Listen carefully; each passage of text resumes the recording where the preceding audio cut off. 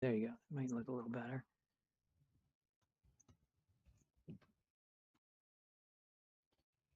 Okay. Okay, hello everyone. This is Chuck Tironi, Reading Conservation Administrator, consistent with the governor's order, superseding certain provisions of the open meeting law and allowing us to adhere to social distancing requirements during this COVID-19 crisis. This Town of Reading Conservation Commission meeting is being held virtually via Zoom and audio and video. I just actually have to say that I think we're not in a crisis anymore, and I'm going to have to change the script, but I'm going to continue because this is what we've been doing for the last couple of years. During this meeting, myself or the conservation chair will unmute commissioners, applicants, representatives, and members of the public individually as needed. During the commission meeting, the chair and the administrator will be the only ones permitted to share video. These controls are in place to adhere to make tonight's meeting safe and effective. At this time, Chair Moore will go through the roll call and confirm that all members are present and that they can hear. Okay. Brian, Rambo, Vice Chair present. Carl, Carl Ciccone, member, present. Bill, Bill McCann's member present. Andrew.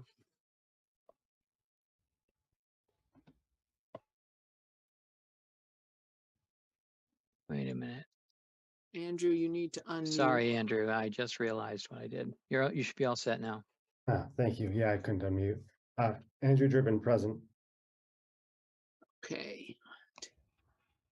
And John, can you be heard yet? Nope, we can't hear you. But you could hear us, thumbs up, okay? And Martha Moore, chair, present. And Tony, Present. okay. Associate member, right? Yes. Okay. Okay. Chuck, do Great. you have more things you need to say? Sure, I'll continue on. Thank you, everyone. Please note that this meeting is being recorded. Also be aware that other folks may be able to see you. Anything that you broadcast may be captured by the recording. All of the material for this meeting are available on the Conservation Division site, and I recommend that the commission members and the public follow the agenda as posted on the Town of Reading webpage unless otherwise noted. However, because this meeting is being conducted remotely, I advise applicants in particular that the commission cannot discuss or consider documents which were not previously posted. Information may, however, be presented orally. Similarly, members of the public are encouraged to provide written public comment, but should understand not all participants nor commission members will be able to see written comments during the course of tonight's meeting.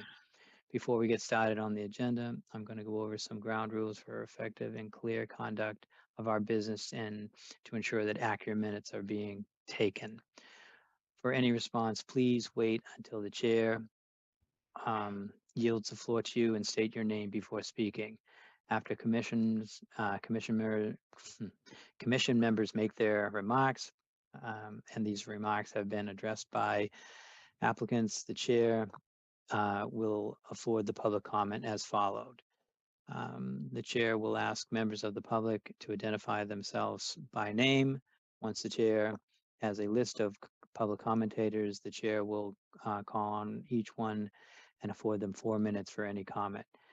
The applicant may be requested to respond by the chair. After public comment, the chair will once again go down the line of commissioners, inviting each one by name to provide any further comment, question, or motion. Please hold off until your name is called. Finally, each vote taken during tonight's meeting will be conducted by roll call vote. That's all. Okay. It just occurred to me, if John is still having trouble with his microphone, it might be because he had two Zoom windows and he may have the microphone in the other Zoom window occupied. So I don't know if that would help if John gets out of both windows, checks his microphone status and comes back in. But Anyway, meeting is being called to order at 7:14. I have volunteered to do the minutes for tonight's meeting. And the first hearing is 0 Small Lane, but that has already been continued to April 26th. So we do not need to vote on that because we voted the full month delay last time. Okay, so the next hearing is 36 Arthur B. Lord Drive. And we are continuing the public hearing on a request for determination of applicability filed by YMCA of Greater Boston under the Massachusetts Wetland Protection Act, MGL Chapter 131, Section 40, and or the Reading Wetland Protection Bylaw, Section 7.1. The applicant proposes to replace an existing concrete splash pad, existing paved parking areas, and existing synthetic surface play area with artificial grass. Portions of the work are within the buffer zone to a bordering vegetated wetland. The application and plans can be viewed during regular business hours at the Town Hall Conservation Office, 16 Lowell Street, Reading, Mass. 01867, and on the Conservation Division page under Current Project, Assessors Map 33, Lot 92, RCC file number 2023-07. Okay, and do we have the people on board who are representing the YMCA?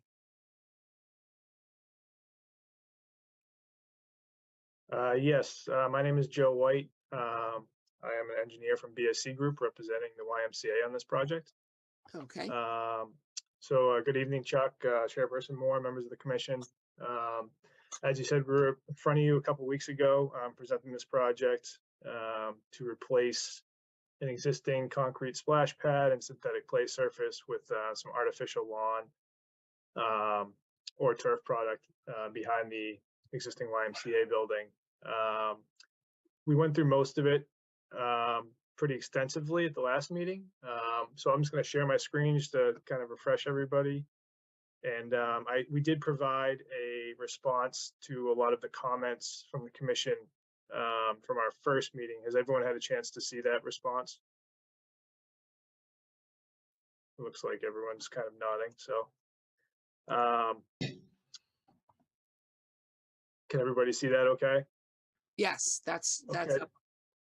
So this is the site plan again here, just to kind of refresh everyone's mind on this this project. So back here, this is an existing parking, concrete splash pad, and synthetic play surface, and the proposal is to turn this into a turf area for members and the Wise After School programs, and members to use behind the building.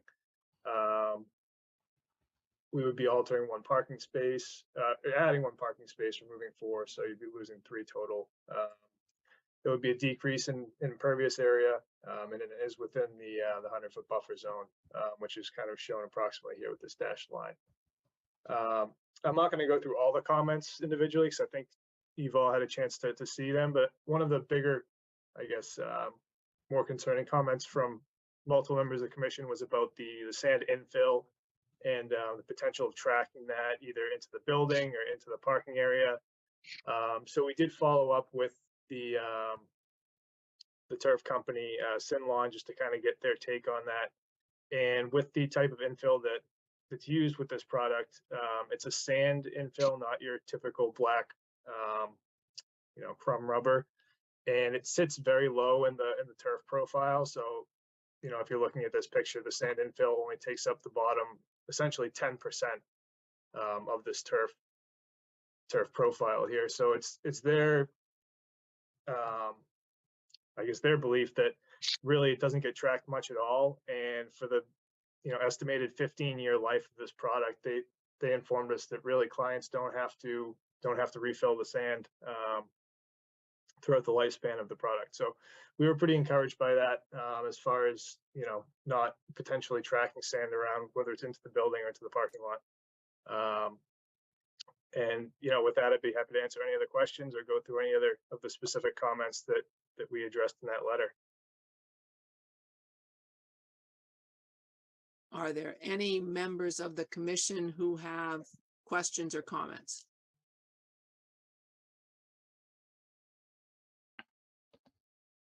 Brian?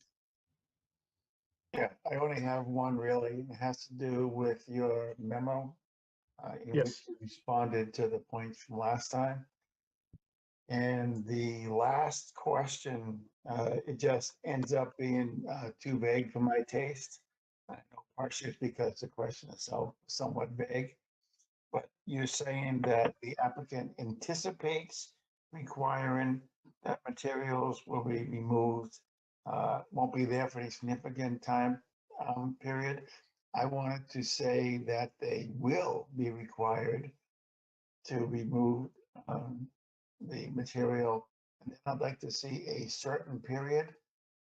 What makes sense to you? 2 weeks, a month, but some time period certain rather than just for no significant period of time.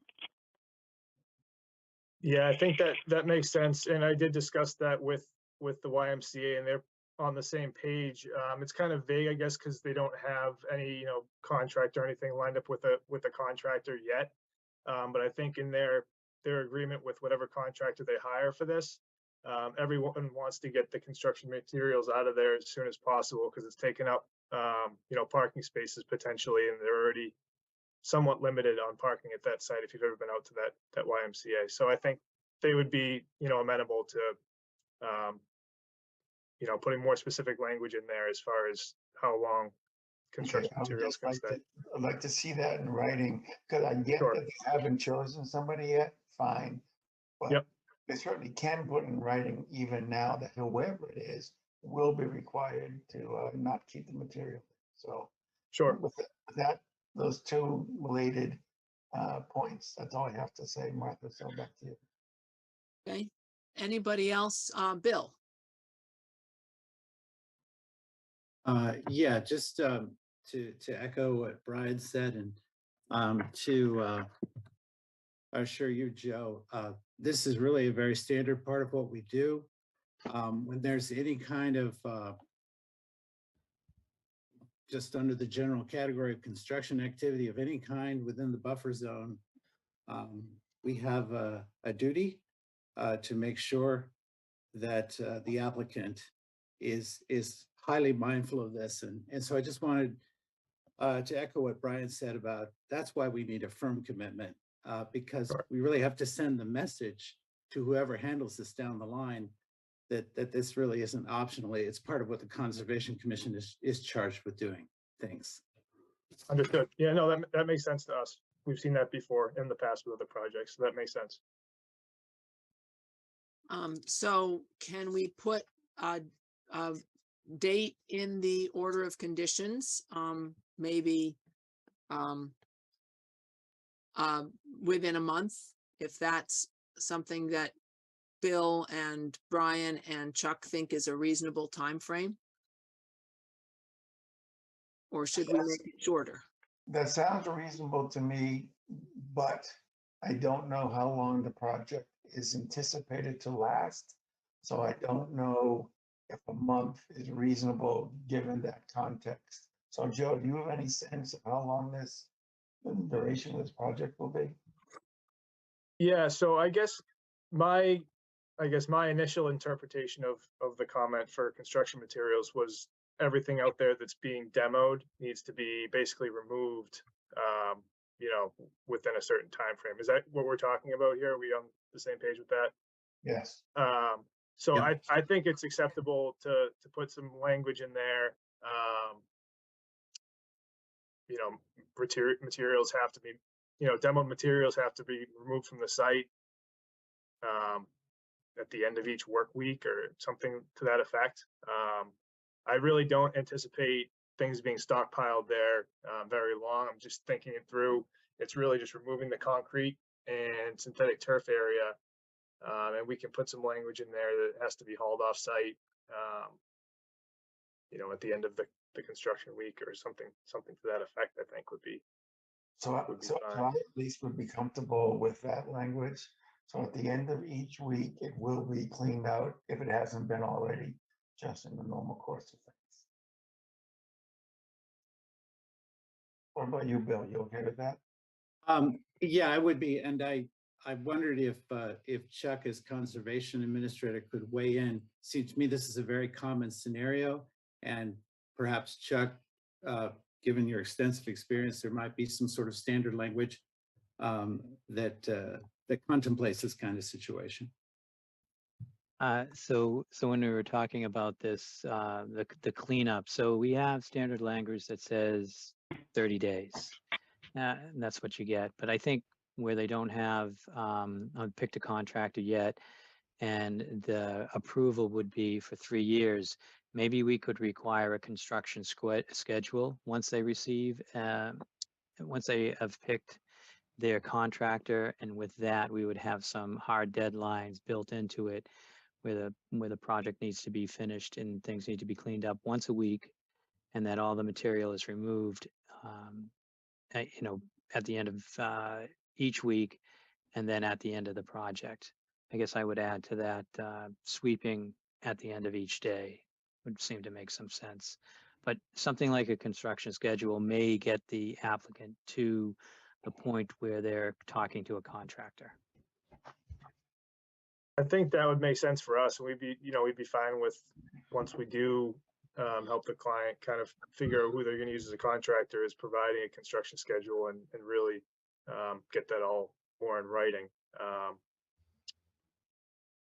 But yeah, I mean, we'd be fine with your standard language, and say, at the end of each day, it needs to be swept and things like that. Can't just be left, everything all over the parking lot.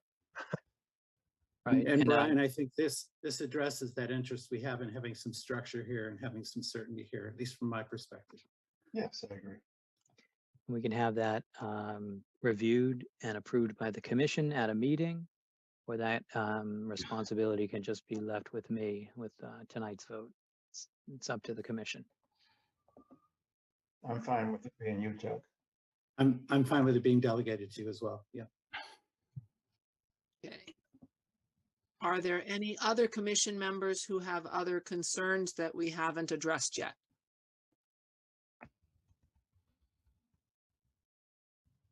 Andrew. Thanks, Martha. Yeah, I think this product that you're using sounds like it's really appropriate for this situation, but and I asked last time, I am curious from your point of view, Joe, what if we were to push back and say artificial turf is just not something we want to keep doing in our community? What are the alternatives? Like, what would you start proposing? So this is more of a hypothetical, doesn't really change things. I'm just curious.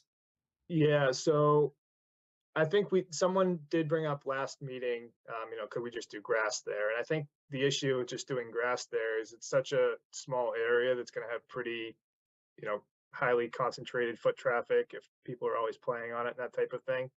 I think that would become a pretty consistent maintenance, maintenance issue if it's going to be every day, kids or other members playing on it, that type of thing. Yeah. So I think that's kind of one of the, the cons to just doing grass. I guess an alternative would be, some sort of rubber type synthetic play surface, which is already on part of the site out there. And I don't really know how that's a benefit over the turf. I guess I can't really speak to that as how it would, I mean, my understanding is that the turf is more permeable than the rubber. It's a little bit more forgiving than the rubber type surface. When I say rubber, some kind of, synthetic type surface that's not turf. Aside from that, I wouldn't really have, I mean, you have playgrounds that have like mulch or that type of thing, but I Yeah. don't think that's really a comparative, solution to this. Okay, that's fair. And I don't know who found this in lawn product, but it seems pretty interesting. So I think it sounds great for what you're trying to do. Thanks. Sure. Okay. And I just have one more question. I think we do not have a erosion control barrier around this construction site. And my memory is that we thought the edge of the parking lot has a lip to it that was sufficient to provide the erosion control. Is that correct? That was my understanding. What we talked about from the last meeting is that it wouldn't really be necessary with the curbing there. It wouldn't provide a whole lot of extra benefit um, to do any sort of erosion control. I think that was what we discussed at the last meeting. Chuck, what's your sense of that? Well, it's always up to the commission and the conservation administrator to add erosion control if it's needed. So we could say no erosion control, and then on the site visits, if I feel like something's needed there, I would have it installed. Okay, I mean, the parking you lot, said. we would just be laying out, some sort of mulch sock or something, because it couldn't really drive it into the concrete parking lot. So I think none works for now until we see what it looks like when the site starts to get active. Okay, as long as there's a backup plan in case it's needed. That Yep. feels good to me. Do you have any other comments, Chuck, that you want to make on this project? No, I appreciate all the hard work that Joe put in looking into the turf, the synthetic turf field, and finding out that they're not using crumb rubber and they're only using, it's probably silica sand, but they're probably just using sand in that. But there was a lot of back and forth on that, so I appreciate it. And I would say that the poured in place plastic areas are probably no better environmentally. If we're comparing this small area with another small area with those two products in it, we're probably yielding the same problems. And I guess what I'm hearing is that stuff's awfully hard and not appropriate for what the YMCA wanted to use it for. So I do appreciate all the back and forth and you looking into the questions that the commission and myself had. I appreciate that a lot. Thank you. Sure, no problem. Okay. Anybody else have any questions or comments? Is there any members of the general public who have questions? And if you do, go to the reactions function on the bottom of your screen and use the raise hand function. And Joe, it might help if you stop screen sharing so that we can see people. Sure. So is there anybody who can go down to their reactions function and raise your hand if you have any comments from the general public? Okay, seeing none. This was a RDA, so I think we want to close and then make sure any conditions are listed, and then in order for this project to go forward, we would need a motion for a negative determination of applicability. I believe that's the sequence we want to go in. So anybody want to make a motion to close the hearing on 36 Arthur B. Lord Drive? This is Brian. I'll make a motion to close the hearing on 36 Arthur B. Lord Drive. This is Bill. I second the motion. Brian in favor? Carl in favor? Bill in favor? Andrew in favor? Thumbs up from John. Martha is in favor and John has a thumbs up. So that's all 6 in favor. Okay. And 0 abstains. Okay. All right. Any conditions? We wanted to have the condition of the schedule, the work schedule, including removing the debris weekly, the construction debris weekly, and sweeping at the end of each construction day. Were there other conditions people wanted to make sure were in here? I think so. Okay. Did you have any others, Chuck, that you have notes of? I actually don't have any that I came off. I'm relying on our boilerplate conditions to handle this. I thought Brian had to. Brian, you said it was about the material being removed, but you said that's the second of your two questions. What was the first question?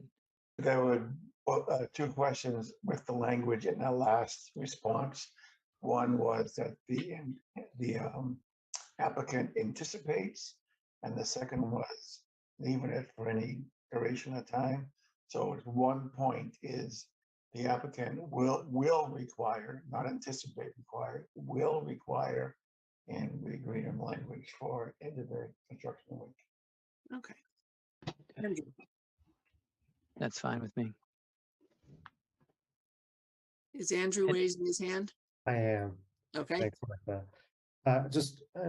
I don't know if this is typical boilerplate, but I'm assuming any material won't be placed outside the parking lot or adjacent to the wetlands. Is that already in the boilerplate conditions? No, not at an exact location. It just mentions the limit of work line, which we've eliminated because there's no erosion control on this project. So you could make a condition that you don't want to see any stockpiling of material in the parking areas up against the wetland. And then that would drive it towards the building and around the corner. They needed stockpiling areas. I would also say no stockpiling beyond the parking lot as well. I think that was what Andrew was concerned about. That's what I was suggesting, yeah. Yeah, if we're kind of treating that curb line as the erosion control line, yeah, could we just make the condition to keep it within the limits of curbing?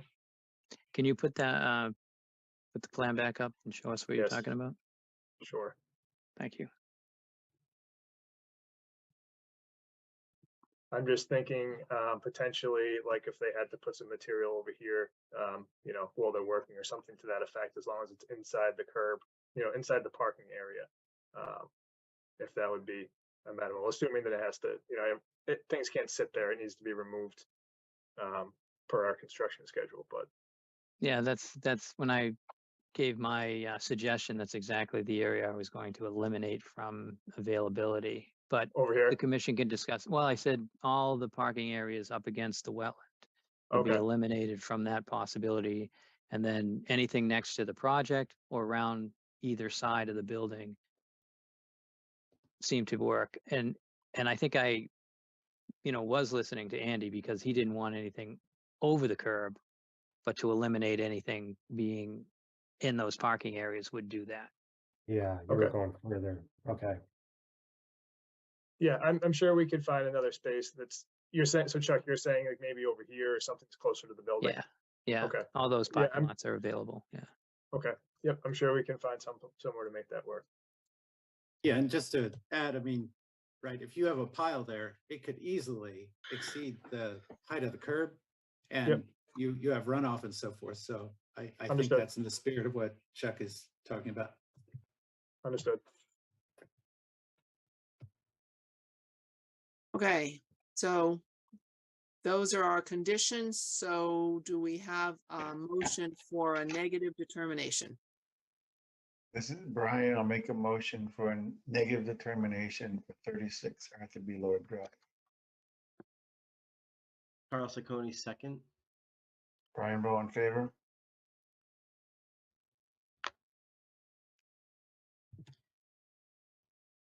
Carl, you're next. Oh, sorry, Carl Sacconi, in favor. Bill McCants in favor? Andrew Driven in favor. I'm not seeing John. Oh, John's got a thumbs up and Martha Great. Moore in favor. So 6-0-0. Okay, thank you very much, Joe. All right, thank you all. Have a good night. Thanks, Joe. All right, Right. next hearing is with the DPW. And I'll read that blurb. Open the public hearing on a request for determination of applicability filed by Ryan Percival for the Town of Reading under the Massachusetts Wetland Protection Act, MGL, Chapter 131, Section 40, and or the Reading Wetland Protection Bylaw, Section 7.1. The applicant proposes routine resurfacing maintenance and road repair of 10 roadways consisting of approximately 3.0 miles. Portions of the work are within the 100-foot buffer zone and 200-foot riverfront.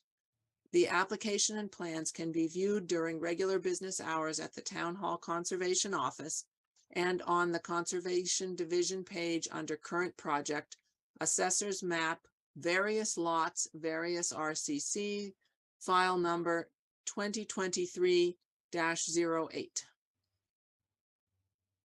Okay. Are we all set? Sure, Ryan. All set, Um, Chuck? Yeah, so Ryan Purcell is the town engineer for the town of Reading, and this is a yearly permit that the Conservation Commission entertains about the needed road repair.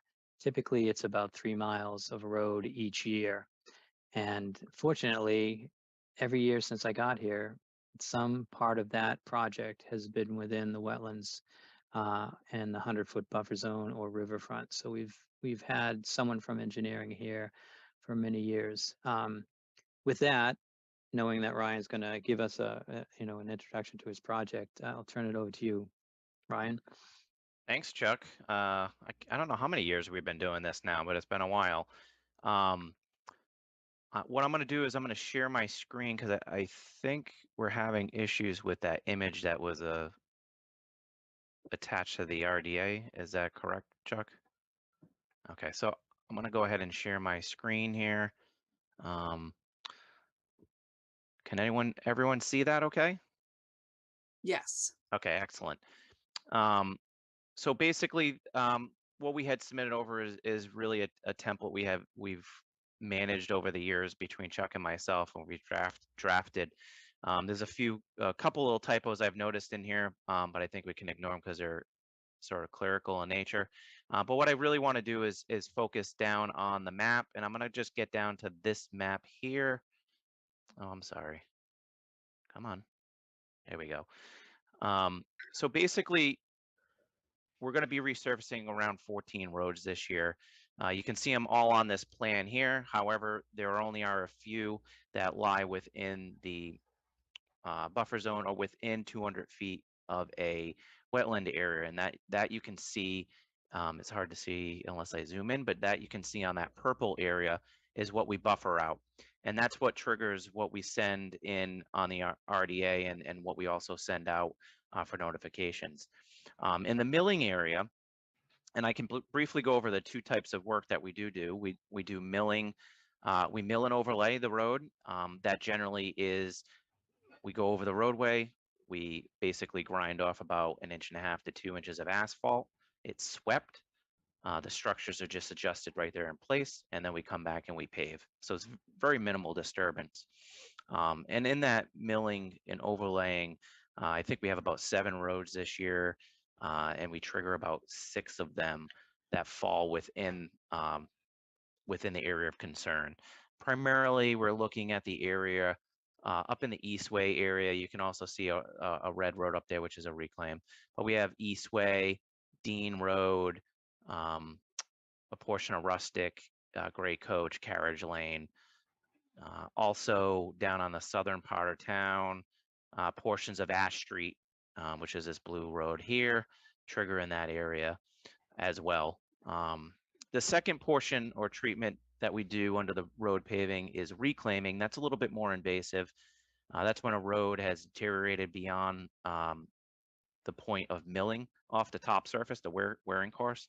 And we basically go out and we pulverize it right in place, we grade it in place, and we compact it right in place.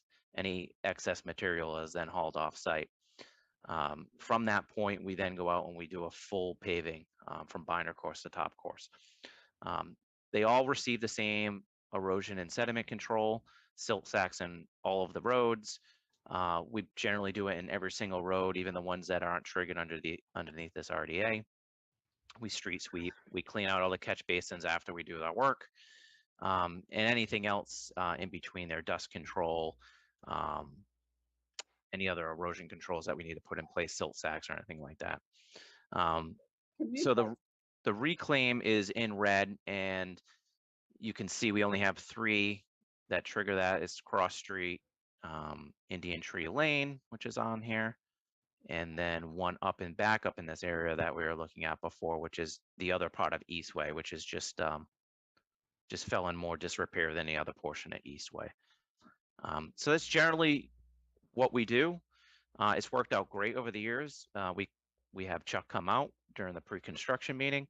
We walk the sites. We go over where everything needs to be. If additional erosion controls need to be put in place, silt fences or anything like that, Chuck points them out and we put them in place. We have a contract in place with the paver to do that. So it's worked out really, really well in the past. Anything that has to be adjusted during construction, Chuck and myself usually discuss, and we go out there and make any changes in the field. So I'm happy to keep talking about this, but I think we can probably go to questions if everyone has any questions. If anyone wants me to elaborate a little bit more on the process, I can. Are there any questions from the commission? Brian? Okay.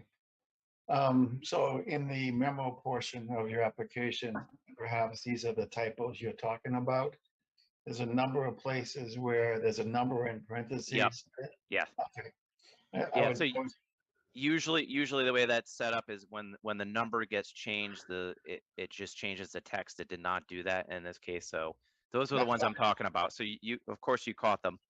Well, no, that's what I figured it was, but I wasn't sure if it actually meant something that I wasn't aware. No, absolutely not. Just a typo that just got overlooked. The numbers are correct. Go by the numbers that are in the parentheses, and then also go by the roads that we actually list out underneath, and Right. that's So- correct. So that's what I did. Okay. Yes. So there's a place in here, page 4, you don't have to go to it, where it says you remove all spoils. So my question is, after how long? That's the first part of it. The second is, and what are you going to do to protect those spoils before you remove it? That's a great question. So that would relate to when we reclaim a roadway. And so when we reclaim the roadway, it's pulverized right in place. The grader has to come in right behind that, Brian, on the same day, if not going into 2 days, depending on how much and the length of the road. But it's graded out, and if there's any fluff or any material that cannot be reused back on that road, either in a low part or not, that's scooped up that day, put into a truck, and then hauled off site. Same thing goes for when we're milling, right? The millings go directly into a truck right off the milling machine. So the Okay. spoils, so to speak, are not there any longer than the hours of operation for that period of day. Right. I thought I remembered that from last time, but I just wanted to. Yep, that's a great question, though. Let's see. Now you have a place at the top where you're talking about the straw wattling, Hmm. and you say it's a maximum of 50 feet from the work you're doing, right? So I checked a number of places. Is that something that is true everywhere on all these 14 roadways? No, that's adjustable. Recording in progress. So, we may put a placeholder in there that says 50 feet. In general, in the areas where we have places where we have to put in straw wattles, I think it only happened on maybe 1 or 2 roads last year, in and around, can't remember what road it was, but it was in the Aberjona area. We'll place them in the embankments off the side of the roads. A lot of these roads have granite curbing, so they're confined, so we don't need them outside of that. We're not doing any work in the shoulders. But if we have to adjust it any further down, and that's part of the site walk that we have with Chuck, right? So if we determine we have to adjust it further, we'll add more in. If we don't need it in certain areas, then we eliminate it. And so that's where that walk with Chuck really kind of helps out. Okay, so if there were some place where the actual wetlands were closer than 50 feet, if Yes, they happened to be next to the road, you and Chuck would handle that. 100%. Yeah, Because 100. I can tell you, just looking at Ash Street, runs under the road, so by definition, it's closer than 50 Yeah, feet. so you're right. Ash Street has a bridge down at the end, right? A culvert, Yeah, whatever you want to call it. You know, we'll make sure we're placing all of the proper erosion controls in and around that area. If we have areas where we think we're going to have erosion off the edge of the road or what have you, we'll place those in there. A lot of times we put them in more areas than we we go through and determine. But again, we walk these areas with Chuck. Anything that's questionable, we put them in, and anything that's asked for usually by Chuck is usually installed. So, okay. So then my last question is actually having to do with more towards the beginning of your memo, where you're given the regulatory justifications for doing this work, limited projects, the case of where there's some improvements.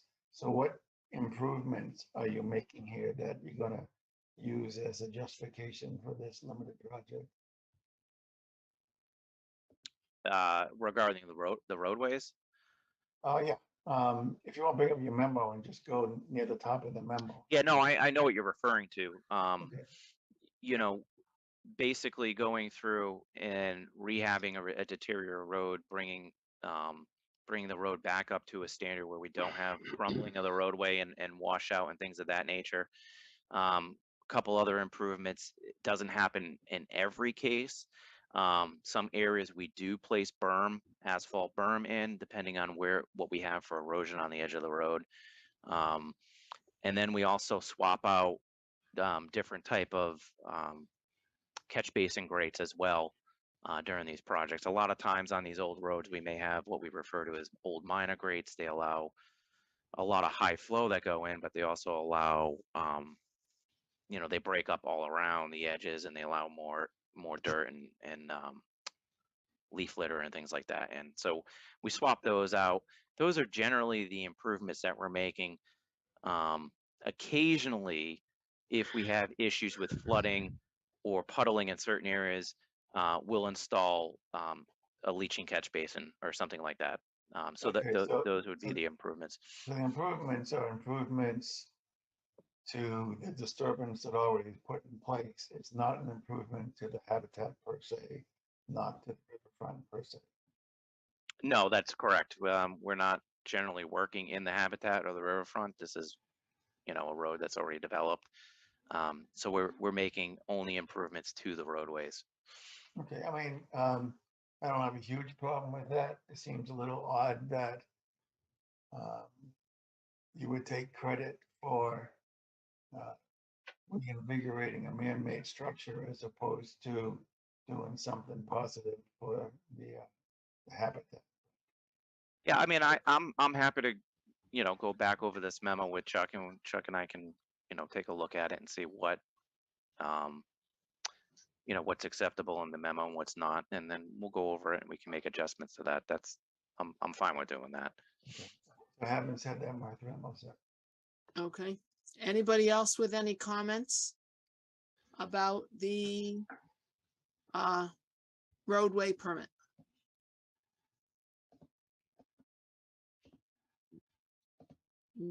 Andrew. Hello, Ryan. Thanks for the presentation and work you guys are doing here.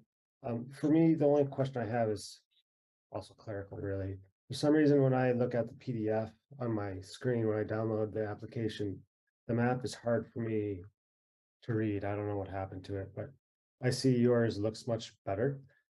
So whatever's going on there would be helpful. Yeah, I'm not sure. Chuck also had the same issue as well, Andrew. Okay. I don't know if there's a corruption when the PDF got sent over. I'm not having any issues, as you can see with mine, but I was unaware that there was a corruption in the file after it left my email. So if you are having issues with that, you do want to just see the map. I'm happy to send a cleaner map back out to Chuck, and he can send it out to the group if you want. But the map that you were trying to look at. This is the map.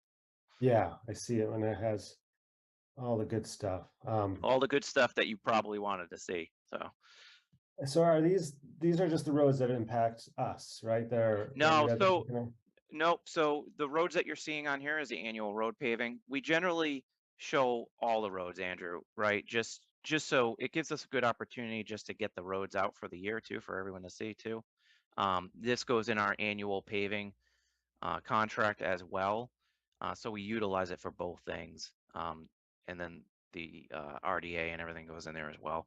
But the ones that you really want to look at are the ones that touch any of that purple or any of the pink. That's really the ones that get triggered under the RDA, but we show all the roads.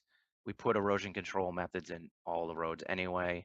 We put in silt sacks on all the roads anyway. But, you know, the ones that really trigger this are the ones in the purple. Yeah. I see. Yeah. So ash is really one of the tougher ones. So is there a river nearby there? Do you know, Brian? Is that what we're talking about? Is there a specific area that you were? Yeah, referring to? yeah, there is. Basically, the it's a drainage ditch. Part of the I don't know if that's part of Walker's Brook at that point, Chuck. I can't remember, but it does come right down here through Brook Street and out, so it comes Okay. out this way. So Okay. there's no river in that area. There's a stream, but it's probably would be intermittent on stream stats. Yeah. Okay. All right. Sounds good. Thank you. Hey, Chuck, did you have any questions or comments? Yeah, the only thing that I would add is on the erosion control, there is kind of like a drive around with the engineering department, and they actually mark the road. And so one of them will take a can of paint and they'll say how much erosion control in this area. They'll mark the road and at both ends, and then we'll move on. So I'm not concerned about that. One of the things I had a question about is the storm drains, and I was just wondering if Ryan would go over. I mean, there's a lot of activity above the storm drains. It's conceivable that there's some of that material would go in the storm drains. How is that material taken care of? Because once a rainstorm comes and that first flush, all that material would be jettisoned down the pipe and out into the wetland. So I know we talked about this before, but I'm going to let you move forward with that answer. Thanks. Yeah, no, that's a really good question, and not just particular to storm drains, but we also worry about this with our sewer manholes and sewers as well.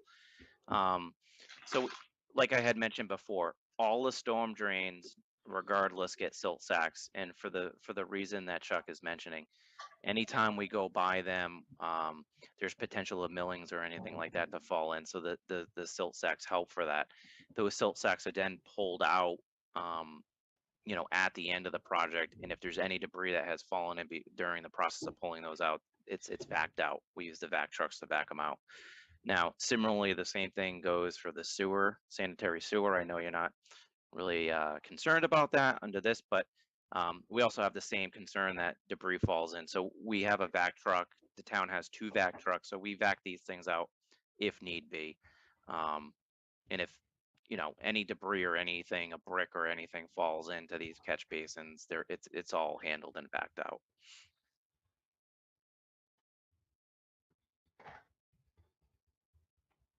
Anything else, Chuck?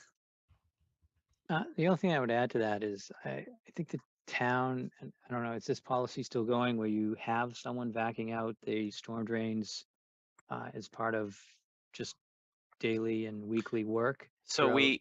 we generally speaking, the maintenance is we use a clamshell still, a mechanical clamshell to clean out the majority of the catch basins, unless there's an issue with an obstruction, a hood, or something like that that's in the way, then the vac truck will come out.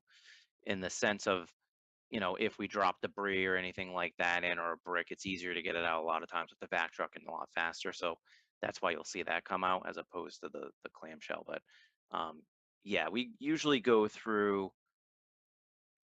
it's hard to say how much we get through, but majority of the town a year is a lot of catch basins just to clean them out.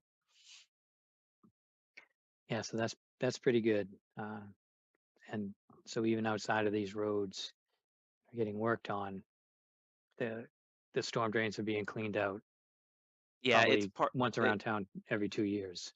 Yeah, we have a requirement per the MS4 permit that we have to do that, and then we have to monitor ones that are more than 50% full, and those generally get cleaned out more, so they have a higher priority. So Okay. just a little background information.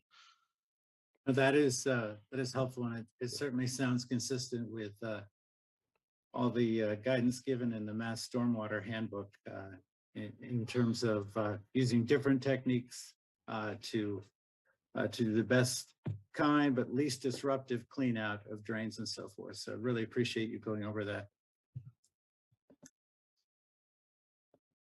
Okay, anybody else on the commission or Chuck with any more questions?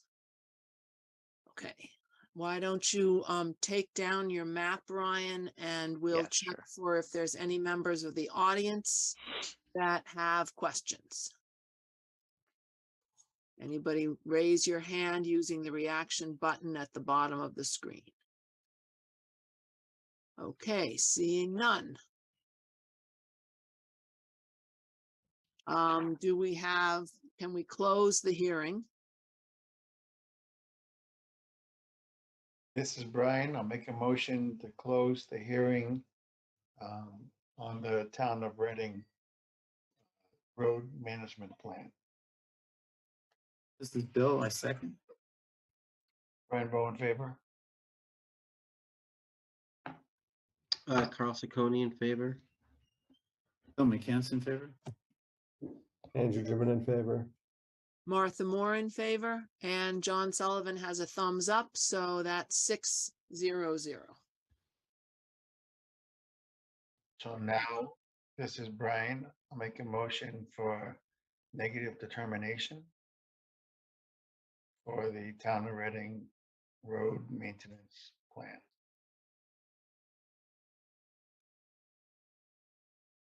Do we have a second? Carl Ciccone, second. Okay, Brian Bowe in favor? Carl Ciccone in favor. Bill McCance in favor. Andrew Driven in favor. Martha Moore in favor, and John's got his thumbs up. Okay, 6-0-0. Okay, thank you very much, Ryan, for all your information on that. Thank you. Yep, thanks, Ryan. Thank you. Okay, 21 Brewer Lane. And I will read that while Chuck lets people in. Sure. Open the public hearing on a request for determination of applicability filed by Chris Magnin and Kate Iannarone under the Massachusetts Wetland Protection Act, MGL Chapter 131, Section 40, and or the Reading Wetland Protection Bylaw, Section 7.1. The applicant proposes to remove 10 trees, 3 that fall within the 35-foot buffer zone and 7 that fall within the 100-foot buffer zone. The proposed work is located on the back, side, and front of the existing structure. All of the work is within the buffer zone to a bordering vegetated wetland. The application and plans can be viewed during regular business hours at the Town Hall Conservation Office, 16 Lowell Street, Reading, Mass. 01867, and on the Conservation Division page under Current Project, Assessors Map 40, Lot 169, RCC file number 2023-09. Okay. And I'd like to invite the applicant to talk to us a little bit about the reason for your tree removal and if there are any plot plans you want to put up. You can, I believe, have share screen powers. Otherwise, Chuck can put up the plot plan for you. Okay, I can share my screen and put up some plans for us to look at. So we have a whole lot of big old pine trees that are very close to our house that we're quite worried about. We've had a whole bunch of big branches fall down this winter. We had a big tree fall down. Our next door neighbor got their fence destroyed by the tree. So we're really worried about our home and our property being damaged. In addition, we also want to open up our backyard, make it more usable for us. And, you know, as you can see, we took great pains to map out where our trees are. And I suppose the proposed work is the most relevant, right? We want to take a bunch of trees out, but what are we going to do to compensate for that? So I think one of the big things we're going to do is we're going to remove a big plot of bamboo that was on the yard, on the property when we purchased it. So you can see on the bottom right corner of the property where the two A markings are and the B, that B is the bed of bamboo. So we're going to remove that. It's an invasive species. It grows really rapidly. We don't want it spreading, particularly into the wetland. In addition, we're going to replace some of the trees with trees and some with bushes. So we have a plan to plant 2 red maples where the bamboo currently is. We're also going to plant an elm on the other side of the yard, and we're going to plant some chad bushes over there and some rhododendrons along the back of the property. We're trying to position these in a way that the root systems will be there to absorb any runoff or water that's that would no longer be taken care of by the roots of the existing pines. So, you know, we're not trying to change the topology or anything like that. We're not adding any structures, any pavement, any pathways. We're really just trying to get these trees removed and then do some landscaping to compensate for the trees that we're removing and the habitat that we're removing.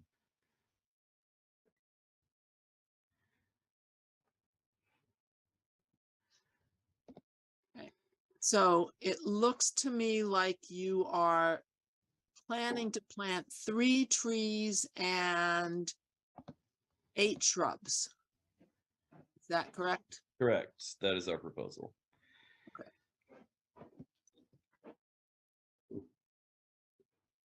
Chris, are the pictures available? Of the trees? Yeah, you had sent some pictures with the application. Is that possible? Yes. So I have some trees of the get rid of that. Some trees, some pictures of the trees that have fallen. So you can see here, this is a big tree that fell. This is right off the corner of our property. This is sort of the back, the southeast corner of our property.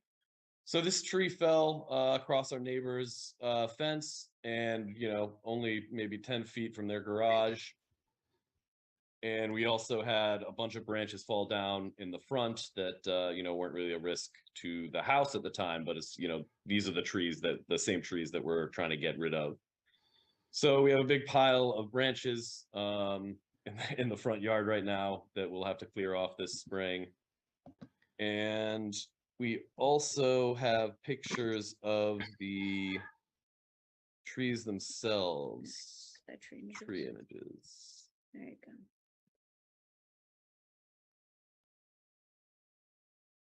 So you can see most of them are clustered in the backyard here. So from our map, let me get this so I can toggle. So from our map, we start with A down near the patio and move clockwise around up to the top to, you know, I, J, K that are in the front yard. Where did I put the thing? You just had it open. Go to PowerPoint. What the heck? Oh, it's in a PDF. It's right here. It's on the tabs here. Yeah, Yes. there you go. Apologies. So yeah, this is from sort of the backyard. You can see trees A through H. You know, a lot of these trees are very scraggly at the bottom, and only have sort of leaves foliage at the top. So we're hoping that by cutting these down, we'll get a little bit more sunlight, and that light will help grow some of the like the elm and the the shad bushes that we want to put in. I think some of these trees, as we start continuing clockwise around, they get very close to the house. If you look at tree H here, this is 3 or 4 feet away from our house. It's a big pine. It splits partway up, as you can see in the image, hangs over our roof and worries us quite a bit. We have another pine on the side of the house, tree I here, that is sort of right next to the power lines coming into the house. And then trees J and K are both splitting down the center. And, the arborist who came said that those were both, and especially the one in the foreground of this picture on the right, it's very much splitting and coming apart and risks falling on not so much our house, but certainly risks falling on our neighbor's house. You can see the split here has been continuing.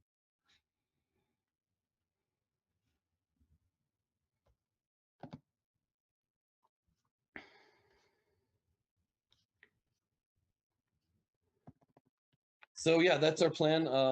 We're happy to take questions. Okay, I see 2 people with hands up. Don't see who they are at the moment. Martha, the first one is me, I think.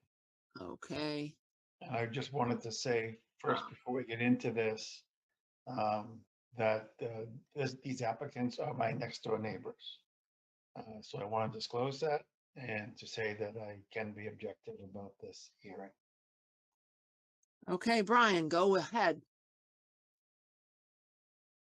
Did you hear what I just said? Yes, I did. So Okay. what are your comments you want to make? Okay, I just want to be sure that you heard the first part of it. Yeah, yeah. So first, the application says 10 trees and shrubs, but there's 12 items listed. Is that because you're considering the bamboo one of the items? I'm not sure how the numbers work. So we did list a couple trees that we aren't considering, like tree L up at the top here.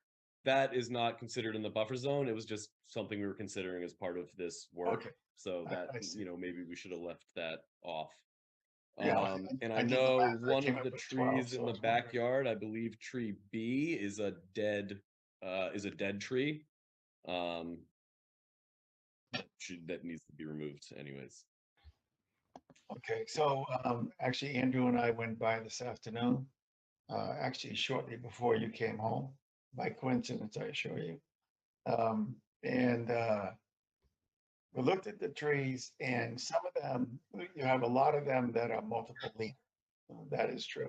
You have the one in particular, which has a noticeable crack in the base of it below the crotch. That's true. There are some of them though that look healthy. And in your comments, a lot of them say that they're top heavy. That's because that kind of tree grows with a relatively sparse or totally empty trunk, and then the growth is at the top. Is that what you meant by top heavy? Yes, I suppose that's what I was referring to today. Yeah. Okay, but that's basically the way those trees grow. Yeah. Okay. Still poses no less danger to our home. I understand what your concern is. And then there's an oak tree in the front yard. We weren't sure exactly which oak tree you were referring to.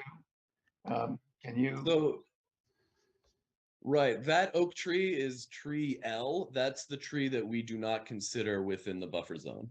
Gotcha. All right, that's what I was wondering. Okay, and it's the one that's leaning out over the street, over the power lines. Ah, okay. I see your point then.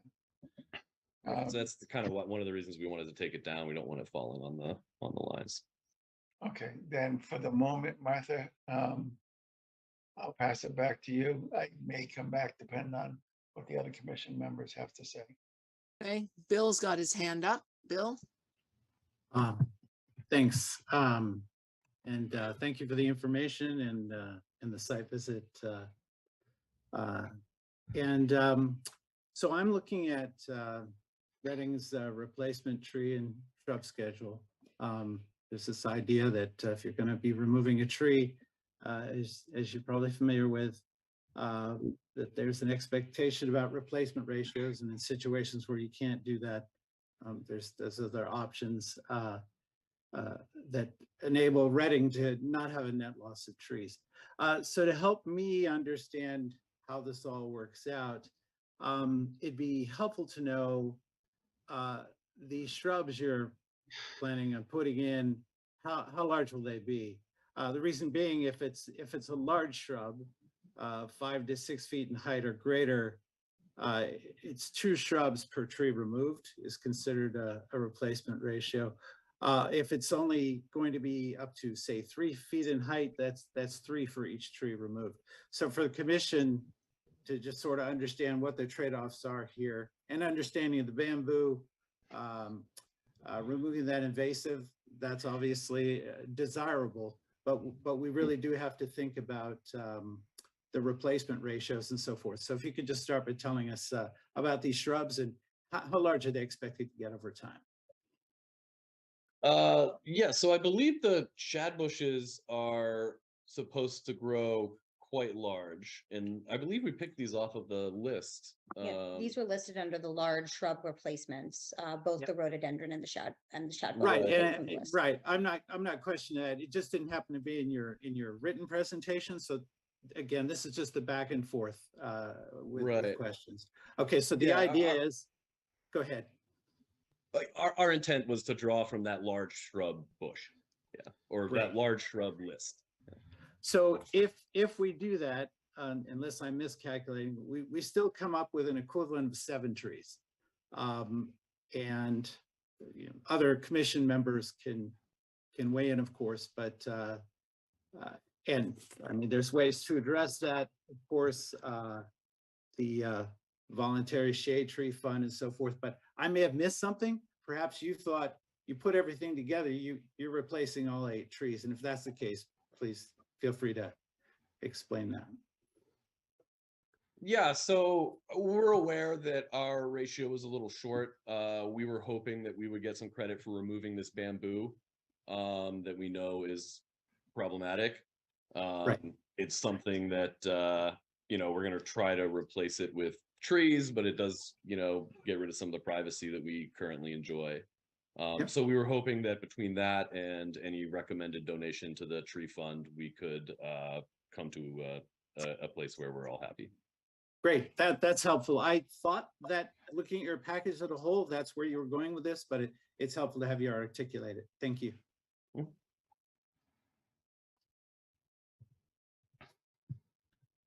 Anybody else on the commission with questions or comments?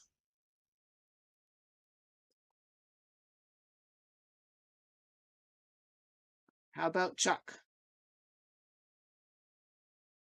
Well, I have to say, I for one am very happy that bamboo is being removed. I think that there's I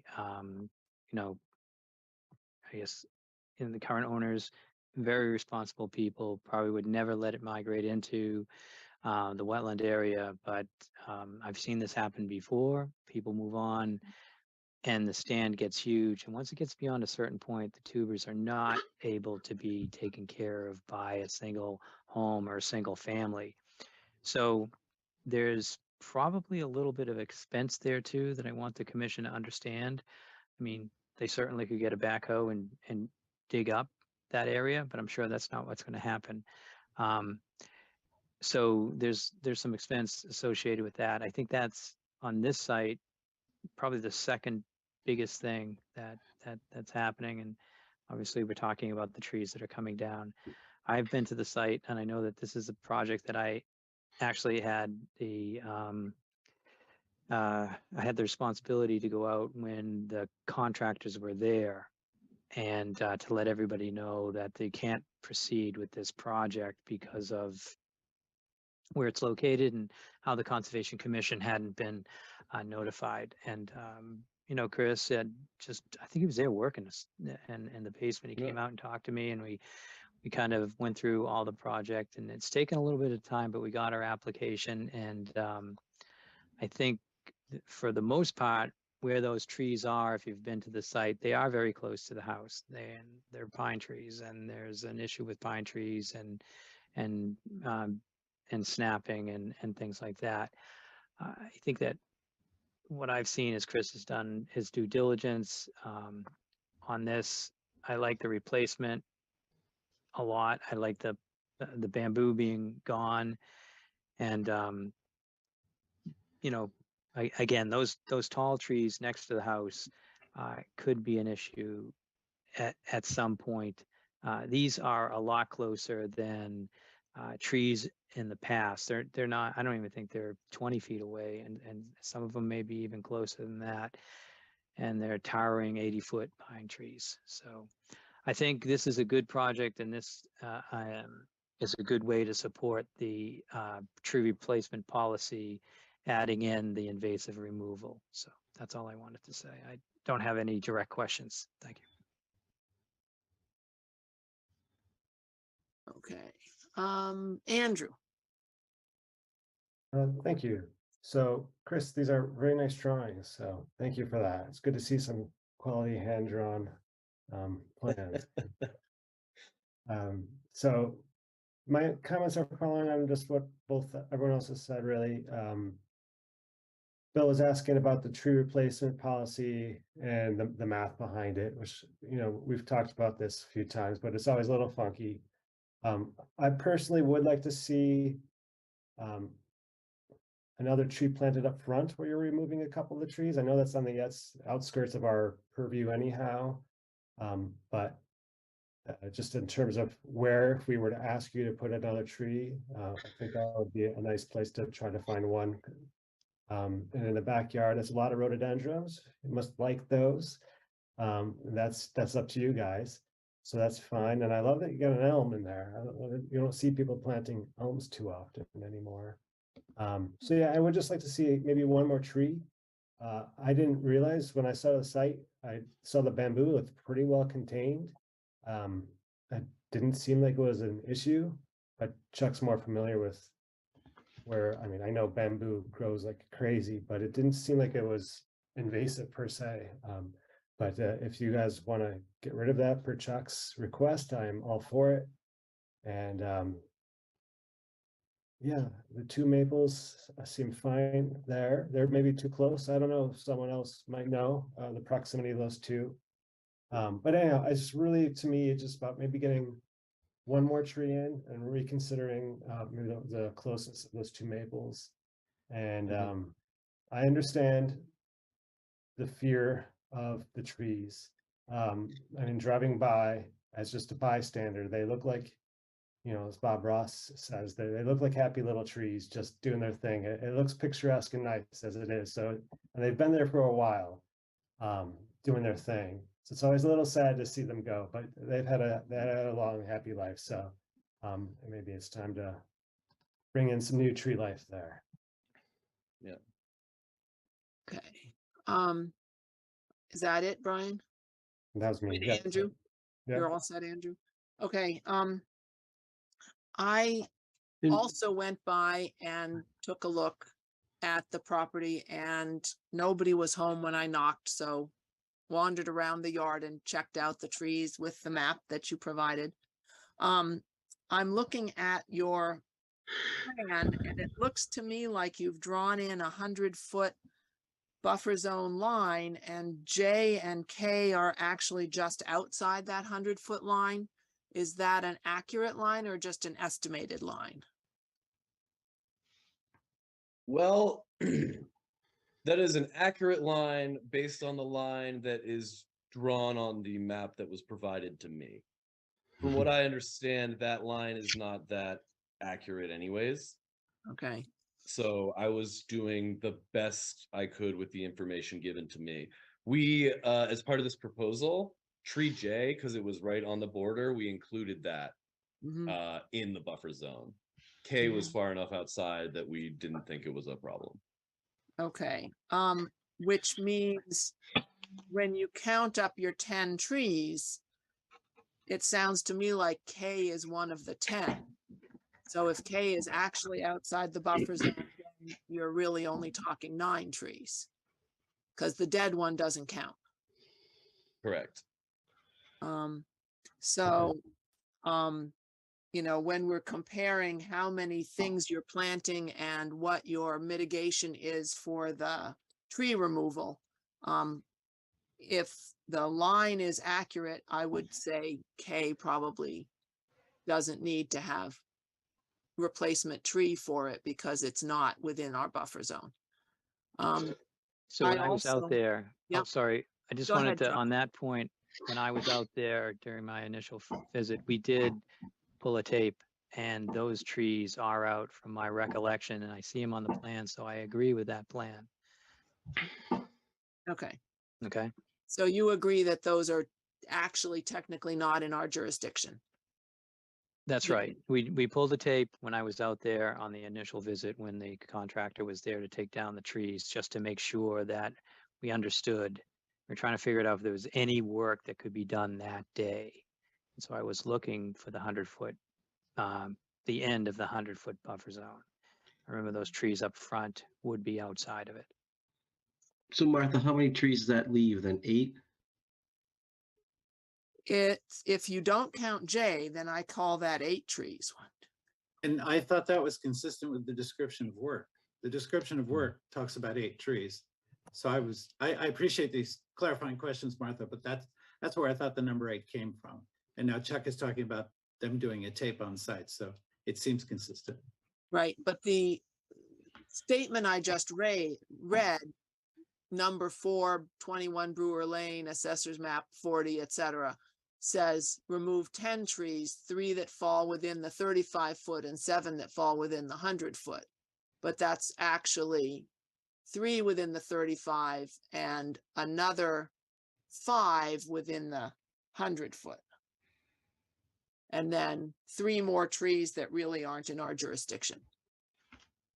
And if I can just say, Martha, in that regard, I don't think when it, at least as I understand the local bylaw, the 35 and the 100 are irrelevant. It's the buffers, the 100-foot buffer zone that's relevant here. There's nothing special about the trees within the 35, at least in terms of, as I read the plain language of the bylaw. Right. The 35 is the no structure zone. It's not the issue about trees. Okay. Carl's had his hand up. I'll let Carl talk, and then I did have more I was going to say, but let's give Carl a chance. Okay, thanks. So, yeah, I would just touch on what Brian said from the beginning. You know, the trees seem, like these are just kind of mature, healthy native trees. That's a very typical branching pattern. I think they're better in a grove like that. They're stronger together. I think we're more apt to be worried about those trees when they're 90 feet tall and it's a single tree alone, right? That's when the wind can do damage. So that being said, I would definitely like to see the total replacement to be the 8 trees. And that's consistent with what we typically do. The bamboo removal is wonderful. But I think that given the health of the trees, I think I'd like to see the 8 trees be replaced, not the 7 count. I would be watchful of an elm, proposed elm. There's nothing but trouble with that tree, with the bugs and the disease that they're prone to. So I would just be careful with that. And then Martha, how big was the oak that's near the power lines? I know that tree might be out of our 100-foot, but given how beneficial the oaks are to the habitat, is there any room that's, I mean, does that have, well, I guess it doesn't matter. It's not our jurisdiction, so. Yeah, it's out of our jurisdiction. It was a small oak. The map they gave us says it's 12-inch diameter, and it was a substantial oak.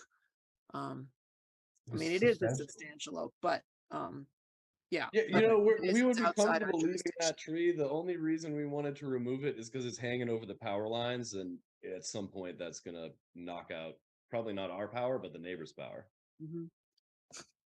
One option for a tree that's growing over the power lines might be to prune the branches back that are over the power lines. I don't know.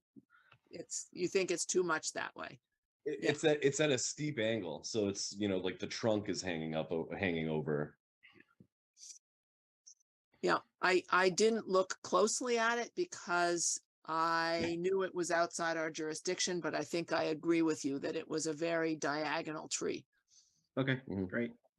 Okay, so inside our jurisdiction, I did read carefully the arborist's report that you included in your package. And the arborist was very concerned about these trees that have split trunks. And Yes. the arborist report says that pine trees, normal healthy pine trees, do not have split trunks, and that the split trunks, you're likely to have one half of the tree fall down. And that's the arborist's explanation of why they should be removed. So I went around and looked closely at the trees to see which ones had split trunks. And J and K were clearly split. H, right next to the corner of the house, was split. F and G were split. C was split. I made a note that E was not split, and for some reason, I didn't write anything down about A and B. Do you have your pictures of A and B that you could share your screen again? Maybe that would help visualize those. Yes. Might be the dead one. I think They A might be the dead. were the ones that were not split, but they were the ones listed as top. Okay, and B is dead, so yeah, Yeah. if B is truly Right. dead, that's irrelevant. You know, that one doesn't, we don't need to worry about that. Okay, So here's tree A in the center here. It does not look split. okay. And E, I think, was also not split and was further away from the house. Yeah, E. Might be the one right in the center of your I center think picture. Yeah. E is right in the center. Yeah. So if we were going to question removing trees that are not split, E was one that I thought might be able to stay, and that's approximately the place you were planning to replace it with an elm, I think. Mm-hmm. Okay. And I don't remember anything about D, and we looked at A and said A was not split, I think. But Carl pointed out that the pines are more strong if they're in a clump. So if we're removing all of the neighboring split trees and we have those two all by themselves, you know, that is also a concern. So I would say the ones that are split, in my opinion, definitely those can come down. And what do people on the commission think about possibly leaving E, for example, that doesn't seem to be split and is further from the house? Or do you think that E will be too dangerous if it's left all by itself? Any opinions? I mean, it looks like it has such a nice buffer of tree behind it, whether they're deciduous or not, you know, like it's not. Right, sometimes when there's a large clearing and there's a tree standing alone, you know, like that might be worse, but you know, that's just my opinion, but you know.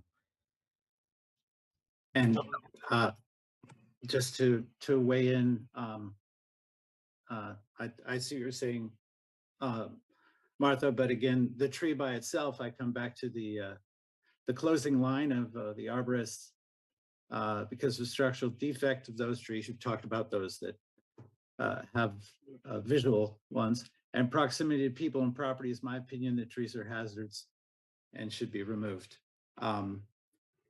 If we were going to challenge the arborist's conclusion, I think it raises the question none of us are arborists. Do we need to get an arborist to come up with a counter opinion if we're going to require some of these trees to stay? So I'm just offering that to the commission for consideration if we're going to challenge this particular opinion. So Bill, so we had a really tough tree applicant in front of us, 100 trees. They all wanted to take down, and we went through this process. So it was determined by the town and by the town's insurance company that they are okay with the commission making these decisions. And they consider them experts in the field because they're commissioners. And they're also, you know, obviously led by me. That's, I'm not trying to toot my own horn, but that's what they said. It's so we can make, we Yeah. can challenge arborists, and we shouldn't be afraid to do that. And I would, since we're bringing this up, I would say these are all data points. I mean, we have tall trees, one data point, very close to the house, another one, split co-dominant leaders. That's another one. Shallow root system because they're probably next to the wetland. Those all add up to, you know, a concern. And I think that's what we're looking at. But to take them down, in my opinion, just because they were co-dominant split leader trees, I don't think I would be very concerned, because you're supposed to watch those, and when they start opening up, you know, that's when there's a problem. And it seems like you could really gauge that throughout your time at the house. But that's not what we're talking about here. We're talking about multiple things that these trees represent. So that's what I wanted to say, and to let it, I mean, the two new members know that. The rest of them were on the commission for that other project. Doug, that's extremely helpful. As you can imagine, having been on a different commission, traditions can differ. So this is extremely helpful to know. And that said, I happen to have, you know, we all come from the community, personal experience with a split tree in a storm situation. And it created a lot of damage. So I respect the concern there. But I'll leave it at that. Thank you so much, Chuck, for that clarification. Okay, Andrew has his hand up. Martha, I think those are all fair points, and I'm afraid to continue this, but I might have to go back and take a closer look at some of the specifics that you mentioned, because there were certainly ones that were clearly split, had two large leaders that started pretty low, but there were a few that were just good old pines, tall. And I think E might have been one of them, but I don't want to make that decision based off my vague memory in my visit this afternoon. But just to clarify, the ones that you're suggesting I guess, take a closer look at would be A, D, and E. Those three, the one right by the patio, D, Yeah. and the rest were kind of, this seems okay, potentially C, I guess, although I think you have a picture of that one that's pretty clear. C was heavily split. C was another Okay, one. With so the it's just split. A, D, and E, those three. Yeah, because B was dead, so that's Mhm. not one to worry about. Yeah, and And H was a big tree, but it definitely has big three, split down. yeah, Okay. 3 trunks. Chris, can you put your pictures up again?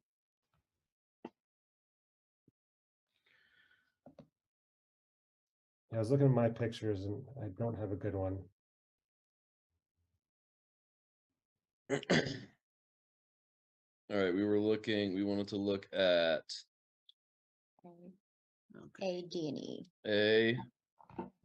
So C is on the left and then D is on the right in the Okay, background. so D looks like it's got a split leader. Yes, both of those Okay. look split. Okay, and And E is right in the middle. E is the And then one smack E. in the middle.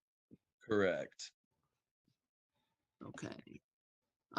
So somebody was suggesting there were trees next to E, but it looks to me like E is pretty much out in the middle of a big open space.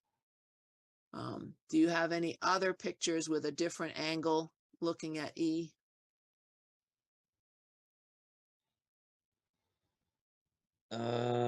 Just this one on the right. So E, you can see, so going from left across, you see the split one in front. I believe that is D or C. I believe that one is C. Then you get D, and then E is in the back. Okay. So E does have some trees next to it in the back there. They're not pines, there's some deciduous trees. So that's what Carl was talking about. Right. Okay. But it would be, it's all by itself, big tall pine with shorter deciduous trees next to it. Okay. Correct. And I don't know exactly how much distance there is there Yeah. between the deciduous trees and the pine there. Right. It's about 20 feet.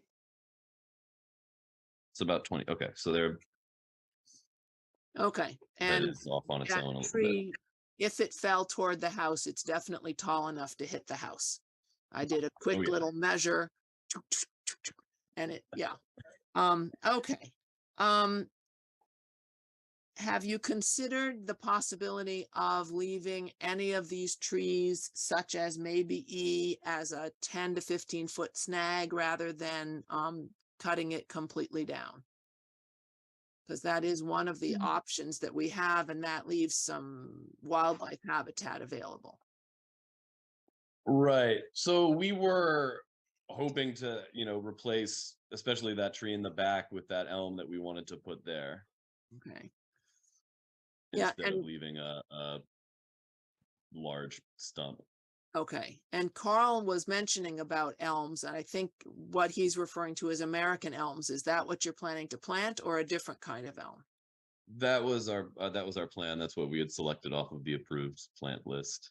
Okay. I Yeah. think that's something we would be open to revisiting. Oh yes, certainly. If the committee felt strongly, I think we're pretty attached to the red maples, but I think the elm we would be open to revisiting if that's necessary.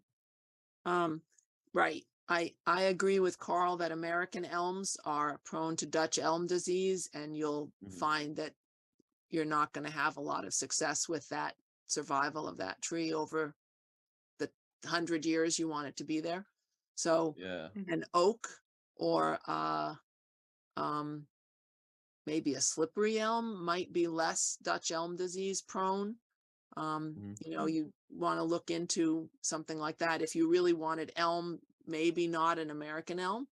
Sure. But you're taking Yeah, an oak down in the front, maybe replacing it with an oak in the back might be a good idea. Would be open to Yeah. We certainly want something robust.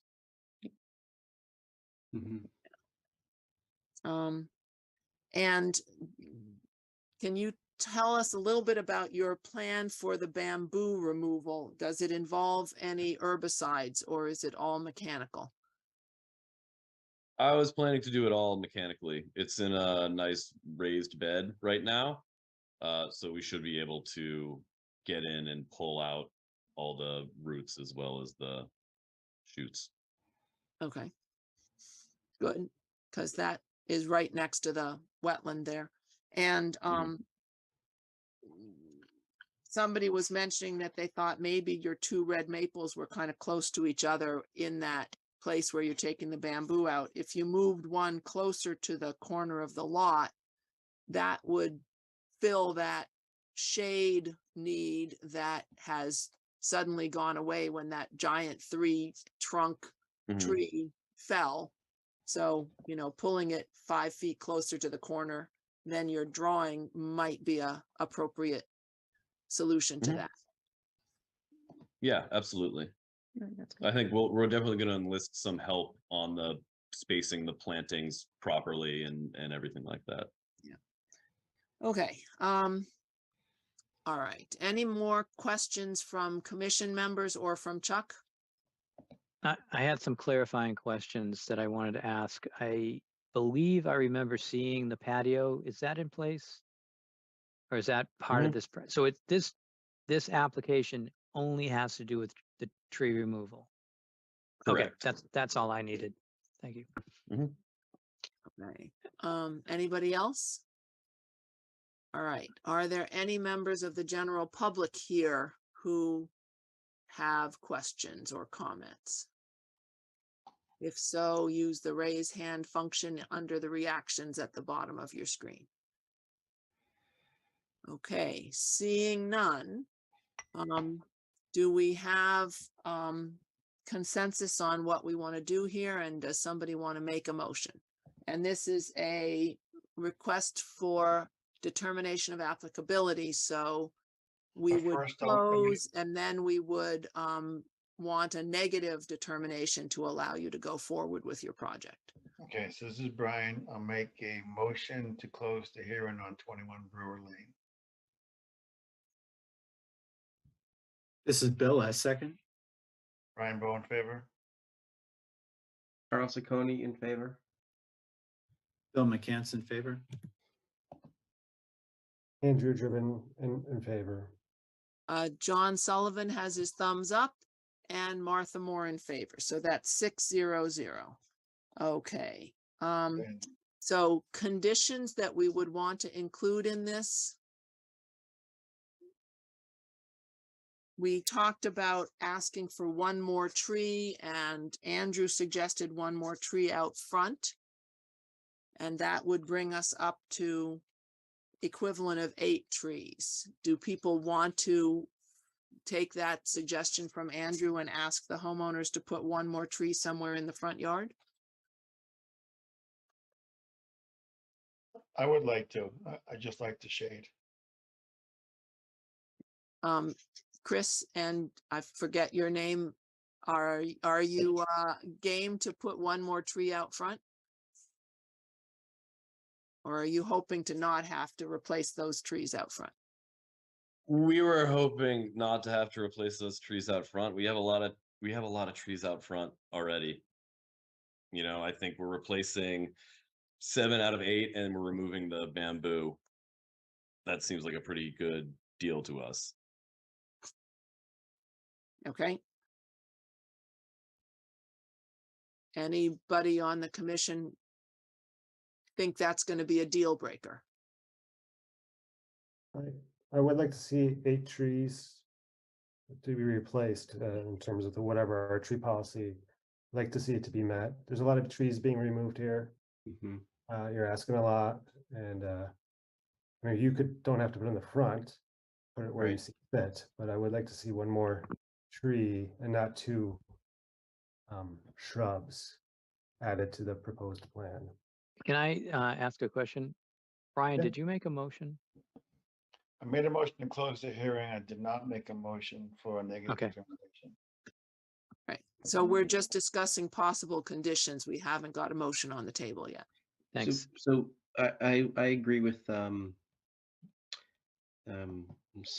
with Andrew. I think at least the bare minimum to meet their policy is what we typically ask for. So that would allow shrubs also. Is that part of 2 shrubs for each tree? Yeah, That's I in the mean, policy. it'd be great to have a tree, but if 2 more shrubs gets us to the 8 replacement, then I would be happy with that. I'm with Carl on this. I mean, I was actually fine even with a voluntary shade tree fund, but I'm hearing the commission go in the direction of we want some kind of replacement. If that's the case, for flexibility, I like the idea of giving that option of 2 more shrubs or a tree. Tony, Hi, I would add that accepting shrubs in a couple of shrubs in lieu of a tree would probably diversify the habitat a little bit more. You'd get a little more strata.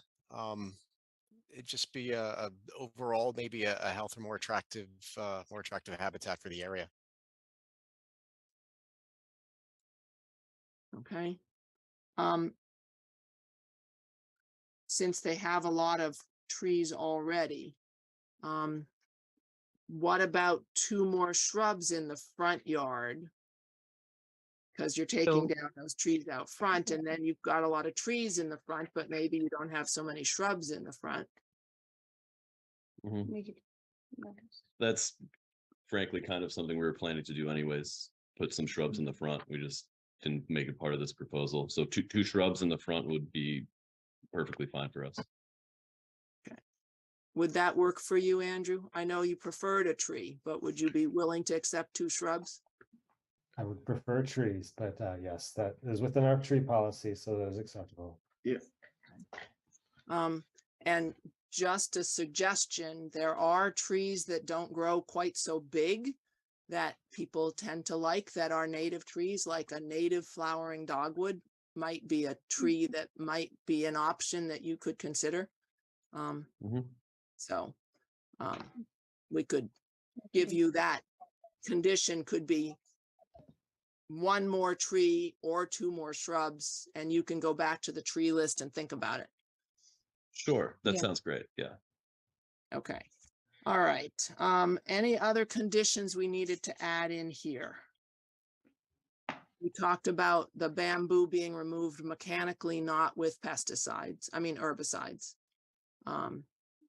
Any other conditions you think we need to include, Chuck? So, yeah, so no conditions, just to go over the project. So all the trees can be stumped and ground if that's what you want. Any of that chips need to be, removed. It can't go into the, over the stone wall. And, all that material, all that biomatter has to be removed also. That's typically what we say. I was going to say that we're asking for you to comply with the tree policy, 7 trees, and then that next tree or 2 shrubs is up to you. And when you sort that out, you could let us know, but fully comply with the tree policy. That was just a suggestion. The commission has to make a motion and vote on that, but I think that you may think about Martha's suggestion about having some sort of Mhm. smaller trees in there. So like right here on Silky Dogwood, for instance, would be something that you might be able to put down closer to the backyard. Mhm. That's all I had. Okay. Yeah, it is true that generally we prefer the native vegetation to be as close to the wetland as possible, which would put it in the backyard, not the front yard. But with all those trees coming down in the front yard, that was why our people were thinking possibly a couple of them could be out front. A couple of shrubs.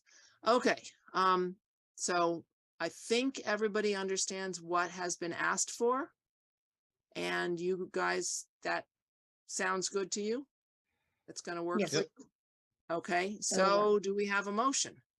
This is Brian. I'll make a motion for a negative determination for 21 Brewer Lane, given the few conditions we just listed. This is Bill. I second the motion. Brian Bill in favor. Carl Sacconi in favor. Bill McCants in favor. Andrew Driven in favor. John's got his thumbs up and Martha Moore in favor. So that's a 6-0-0. Okay, thank you very much. Thank you. Excellent. Thank you all. Have a good night. Thank you. Before we forget, who seconded that motion? Bill, So it was Brian and Bill again. yep. Okay. Thanks. It's easier that way. You just do cut and paste. That's why I stay silent. Okay. All right, so that takes care of all of our hearings down to Meadowbrook access easement vote. Okay. So the Meadowbrook easement is going to be tabled until our next meeting on the 26th. There's just been some delays and they want to make sure they get it right. So they felt that as long as it was in one of our meetings in April, it would be fine. So we'll see that on the 26th. Do we need a vote for that or just, No, that's it? it's just information. It'll be on the next agenda. Okay. Number 6, Sanborn Lane, map 56, lot 26, land gift. Yeah, so that is something that I sent out to the commission, and I hope you had a chance to review it. I can put it on the screen if you need that. It'll just take me a second here.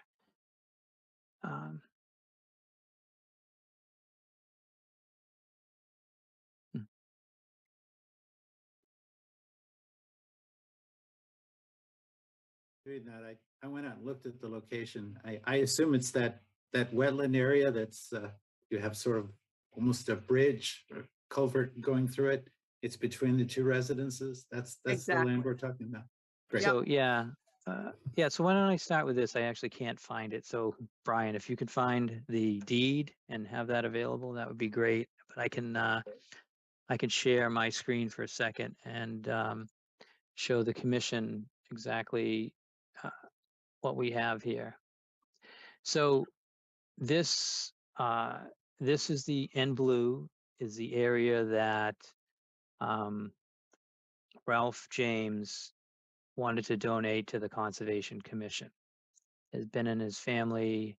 It's actually his father-in-law bought this property many years ago, and then Ralph bought it off his father-in-law, and then now it's part of the Conservation Commission's, I guess, land. So what makes it important is because it's very close to the town forest, and there's all this green is open space, town-owned land, or water department land. I believe this portion right here is still owned by the water department, but at this point, it's just good connectivity. It's a piece of land that had some value to the Conservation Commission because of that connectivity, because it was wet, because it could remain open space.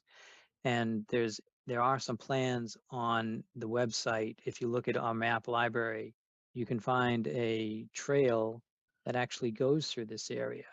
So if someone wanted to propose a trail on the trail committee or anyone in town that could muster up a group of people that could put that together, we already have a plan on the website showing a trail up through here connecting up into the town forest, and that might be something that's pretty exciting for people on Sanborn Lane.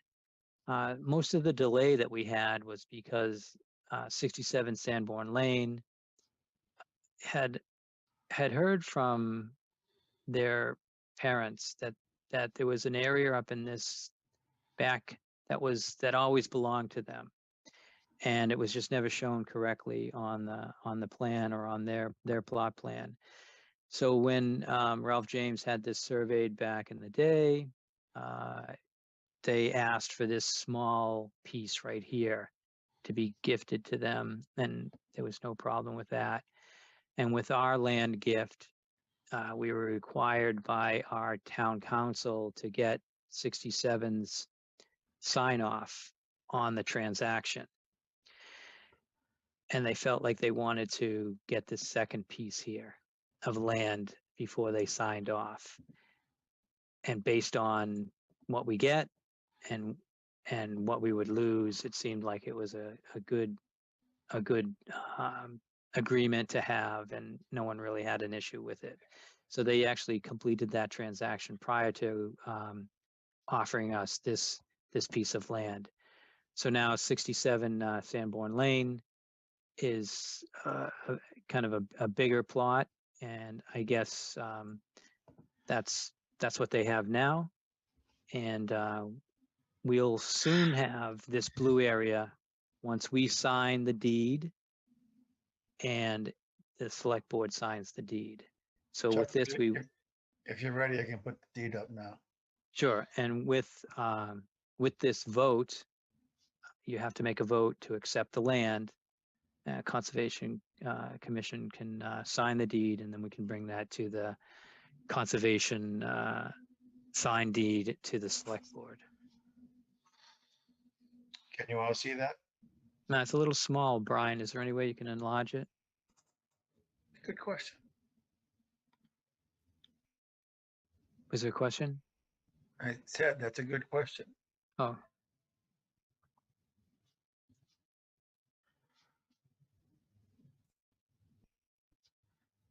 If you hover down at the bottom, maybe there's a I got it. plus minus thing. Hey, I'm a skilled operator here. Okay. Oh, I'm gonna admit somebody else to our thing. Is that all right with you, Chuck? oh, yeah. I'm sorry I missed that. I must have been showing my plan Right. in a large screens format. So if anybody wants me to scroll down, you can let me know.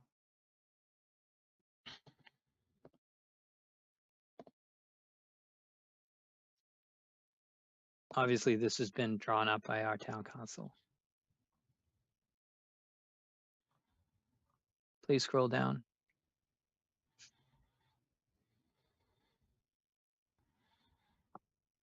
Brian, can you scroll? Brian, did you hear that? Can you scroll I- down? I did scroll down. Oh, Oh, that It's didn't show not up. showing for us. Oh, Bunch- wow, that's. Why don't you stop sharing and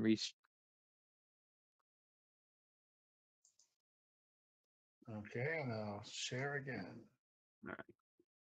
And just checking, did anybody not have a chance to read this before the meeting? So is it worth taking the time for people to read every word, or have you all read it at home? I didn't read it in detail.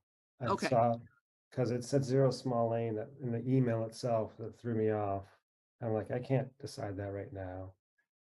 So sorry, I didn't did read I it. see zero small land? Just in the email, yeah. Yeah, you did in the email, but not the title, yeah. So Chuck, the only question I have a small twinge of concern that none of these blank places are filled in and there's no check mark on what the ID type is. Should I have any twinges of concern over that? It seems like it would be valid in some venues, but I think the way that this works is we sign it and hand it to the select board and all those things get filled out. Okay, so I'm going back to the top in case somebody missed it before.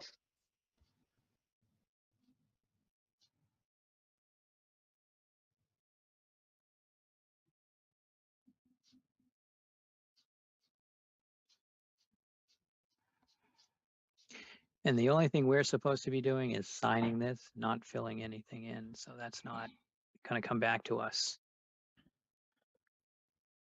Nothing like a blank check.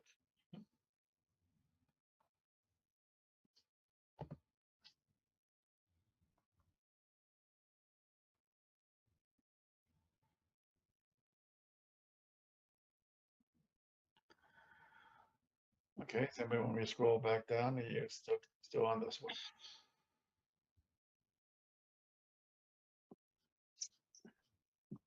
I think you can go ahead and scroll to the next section.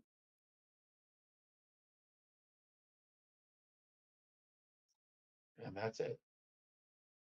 Isn't there one more page? Maybe it's just the signature page. Bunch of signature pages. Yep. Just make sure everybody's name is spelled correctly. I also did that.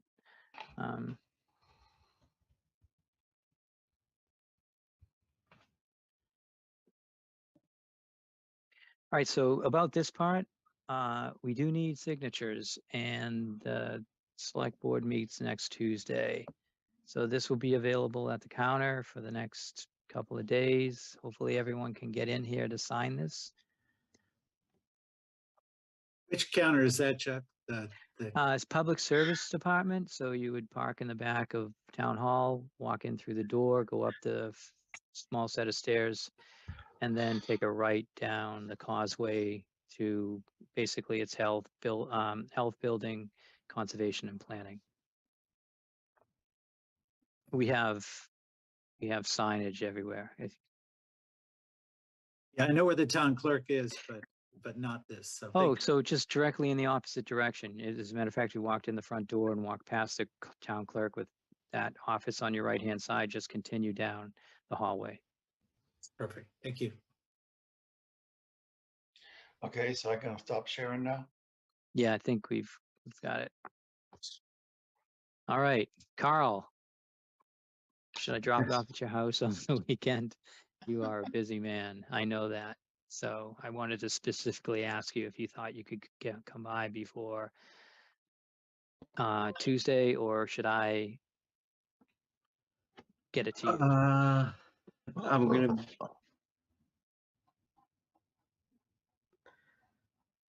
I'm trying to think. I'm gonna be out. Right now, we're just like in full swing, so I'm typically not home any earlier than 4:30 or more. Thursday, And- the town hall's open till 7:30. Is that right, Chuck? No. No? So it's only, we're on Tuesdays, we're open between 7 and 7. Okay. Thursday is just a regular day. Five. But if you're What- home at 4, I can bring it by, or you can just come right here from work, Yeah, because I we're open can. till 5:30. Oh, till 5:30. Yeah. So what I can on my way home tomorrow. Try to just swing by. I'd and even do it. wait around if Yeah. that helps you out. If you're heading home, just drive down here. Okay. No, I could probably be there by 4:30 tomorrow. Yeah. Okay, great. Yeah. I'll just put it in my phone. Okay. What Yeah, time is the that's what office I just open? did. It opens at 7, and I could leave the documents on the counter tonight and leave a note for Kim. I don't get here until 8, but it's open at 7. That'd be great if you could just have it there. That'd be great. Thank you. Okay. Okay. And just a reminder, Bill, the town hall's closed on Fridays. So when Chuck says before Tuesday, it's either Thursday or Monday, or I guess on Tuesday during the day. And Thank you. I another- learned the Friday thing the hard way, so thank you. Yeah. Okay.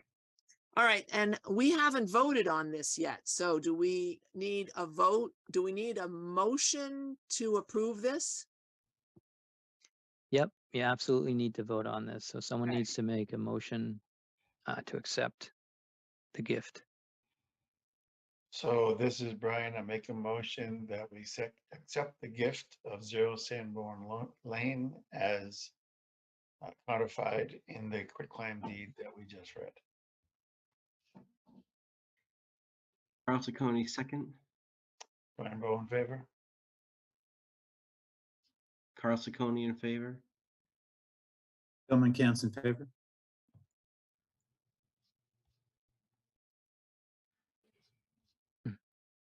Andrew Andrew Driven. Driven in favor. There we go.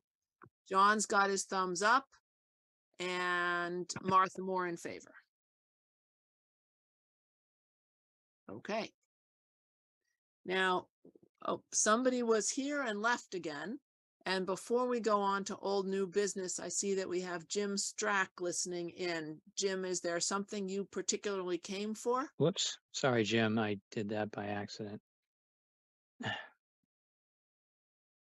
No, I was just listening in on the repaving project and just hung on after the fact. So I have no comments. Thank you. Okay, we're glad to have you. Thank you. Okay. Okay, so the next one, old new business. When I was typing up the minutes for January 11th, I discovered that I made a technical error in that procedure. We moved to close and we voted to close, and certainly the intent was to approve and issue the order of conditions for 1153 Main Street. But as far as I can tell, I skipped that step. So my apologies. And I would just like to have somebody make a move to issue the order of conditions for 1153 Main Street, just to tie up that loose end. And my apologies for making that error in procedure. So is it certificate of compliance, right?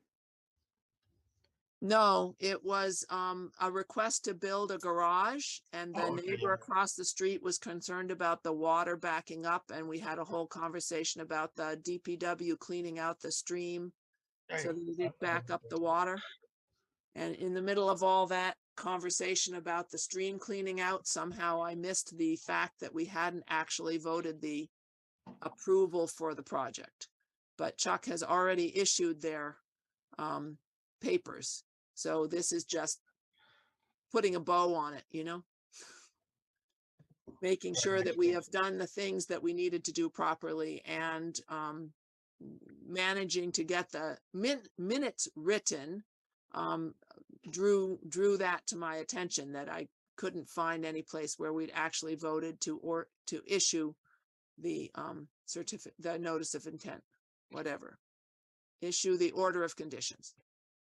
Okay, in that case, this is Brian. I make a motion that we issue the order of conditions For, for the notice of intent for 1153 Main Street. thank you. I got them all in there eventually. I need a second. This is Andy. I'll second that. Brian Bowe in favor. Carl Ciccone in favor. I can't vote, of course. Okay. Oh, Andrew Driven in favor. John's got his thumbs up and Martha Moore in favor. So it's 5 and abstain would be Bill. And I can't vote because I wasn't a member right, of you the weren't committee. here. Right. Right, But I so still I'm need not to put you abstaining. down somewhere. So it's 5-0-0 or is it 5-0-1? That's the question. Chuck, do you have any idea?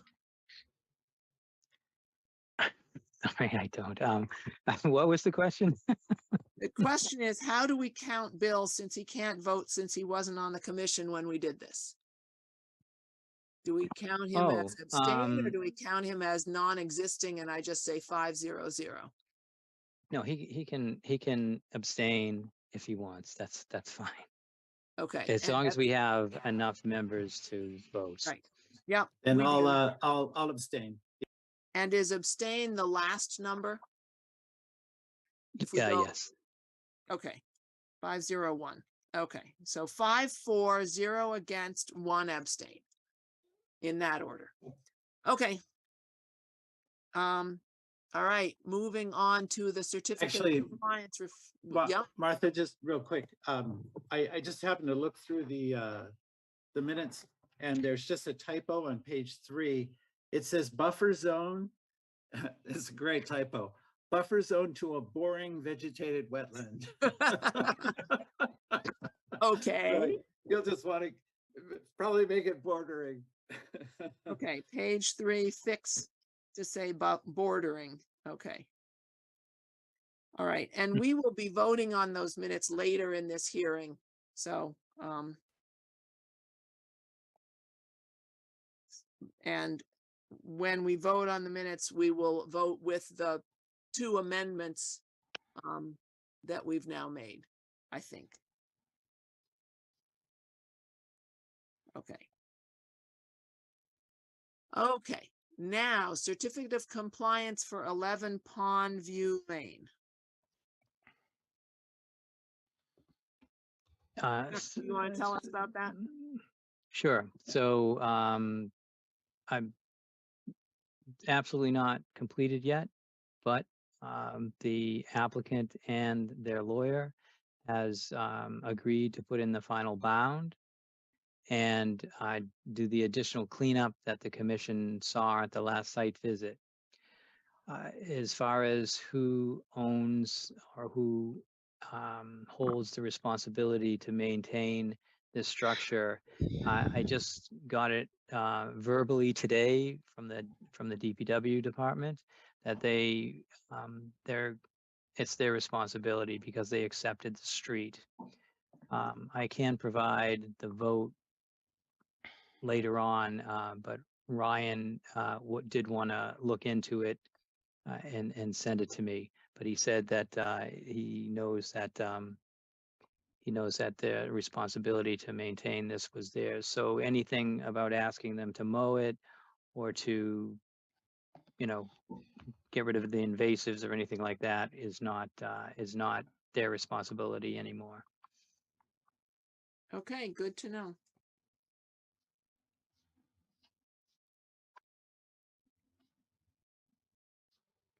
Can I ask a question? So with this, that means that if it went to the town, so I was looking at the Stormwater Handbook, Volume 1, Chapter 1. If you request an issuance of certificate of compliance in a situation like this, usually the applicant identifies the Conservation Commission in writing who now has legal responsibility for operation and maintenance. And they didn't identify that in their application. And Chuck, should we assume that's because they knew it went to DPW and they figured the town would tell itself that was the case? So what I heard from the attorneys at Carter Law was that they didn't find the vote and they wanted the DPW department to look into it. And I spoke to Ryan Percival, who was here tonight, the town engineer, and tried to have him look into it. And I think if we had another couple of weeks, he would find the material, but he did say that it is his responsibility. He said they accept the road. He sees that clearly, and they don't, they wouldn't set aside the stormwater structure. It would be part of the road acceptance. I could ask Rick Carter, Attorney Carter, for that letter now that this has come to light and add it to the file. Great. I just speaking for myself, I'd be more comfortable if that was in writing somewhere when we voted on this. I would just be more comfortable. As you know, it's not just in volume 1, it's all over the Stormwater Handbook, this concern about orphaning. And I realize that hasn't happened here, but I think it's better for the commission having a historical record that future commissions can rely on, that we have something in writing. Thanks. I would guess I would only ask that you would consider a vote tonight and have this show up before I issue, because as I understand it, the closing is this Friday, which could be a big deal. Yep. So what about for the commission's consideration that, if we vote to accept it based on the information you're giving us, it's with the understanding that we will in the future receive the follow-up written documentation. Does that sound like it's a possibility or practical? Okay. Works for me.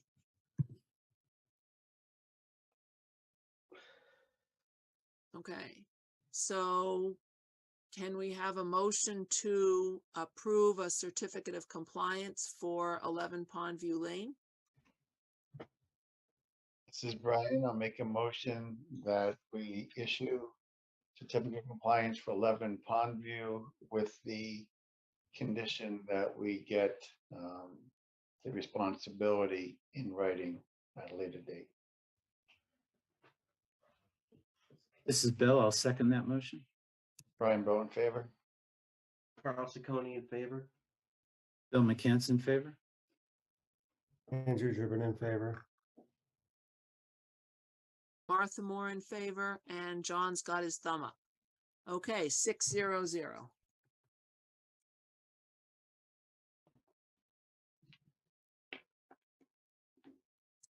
Okay, do we have any conversation about any of the violation notices? No, that's still on the back burner. We're coming up to a letter that I sent out to 44 Eastway, and I'm not sure, maybe Cassiani, maybe Mr. Cassiani might be here tonight. And we need to go back out there and review this prior to the end of April. So that's where it's Yes. at. It looks Yes, like I we am do here. have him. Yeah, Hey, let me allow you some. Yeah, sure. Here we go. Fortunately, I don't have a camera on my Okay. computer, so that's why just my name appears. okay. Welcome. And you are the homeowner at 44 Eastway, is that correct? That is correct. All right. So just to start out, that we asked Mr. Cassiani to remove some material in the back. Me and Brian and Martha had an opportunity to go there a couple months back and see that some work had taken place. But we wanted to follow up with a letter saying by a certain date, the rest of it needs to be removed, and we would be checking on it. So I guess at this point, Mr. Cassiani could let us know, because I already let the commission know that we didn't do the subsequent site visit at this point. So I don't know what's there, still there, or how much work you've done since our second site visit. So I believe the letter that I received said that there was going to be a site visit April 6th, I believe it was.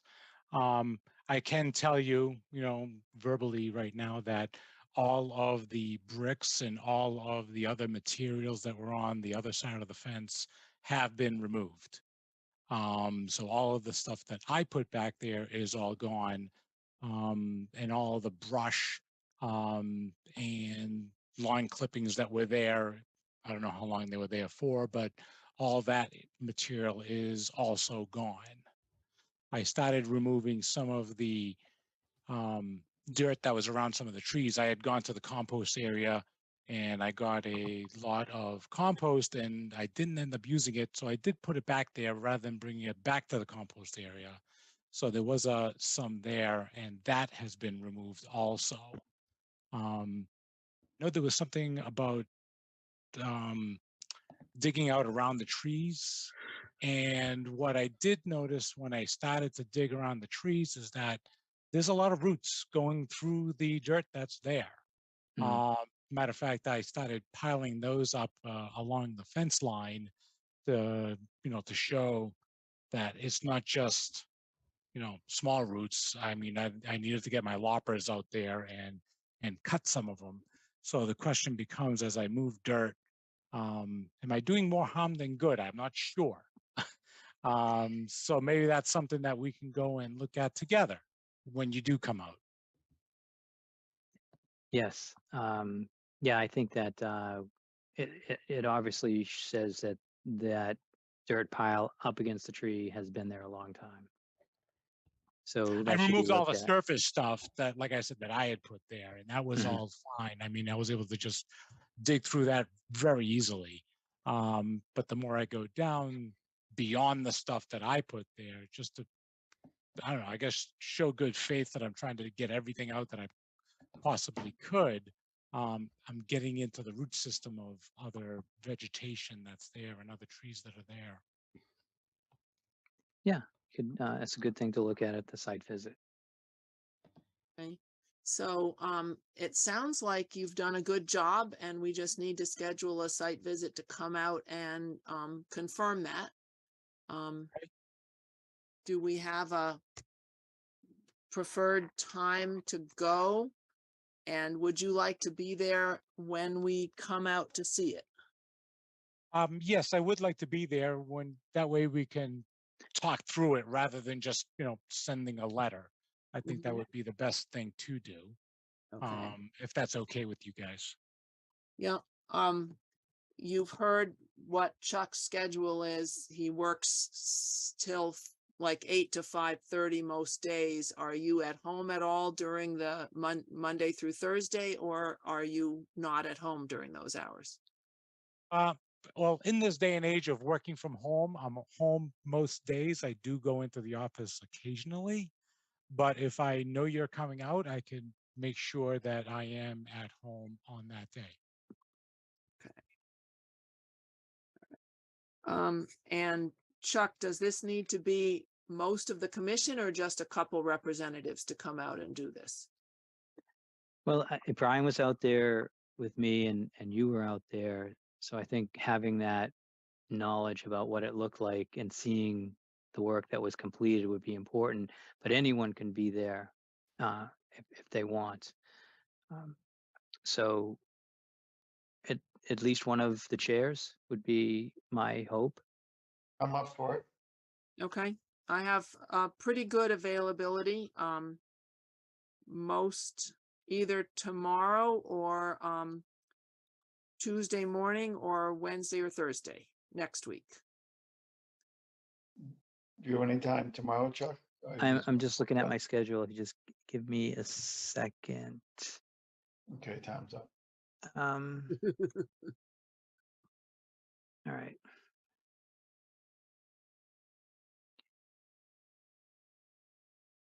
Mr. All right. Casciano, So tomorrow this be is, too soon for you? Tomorrow should be fine. Okay, yeah, we're either going to have to do it tomorrow or the week of the 24th.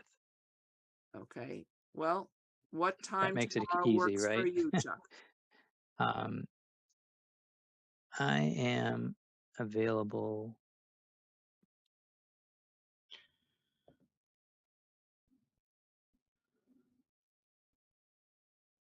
Anytime after lunch.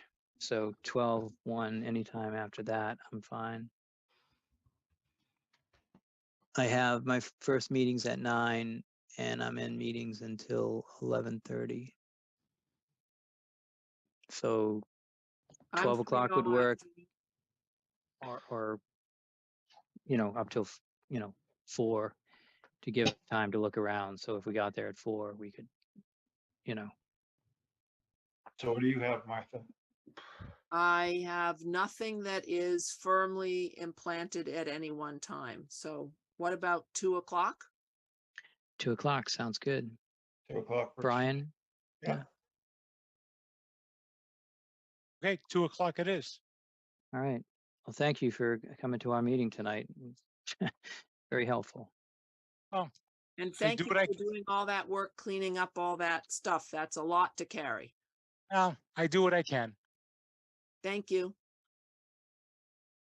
Okay.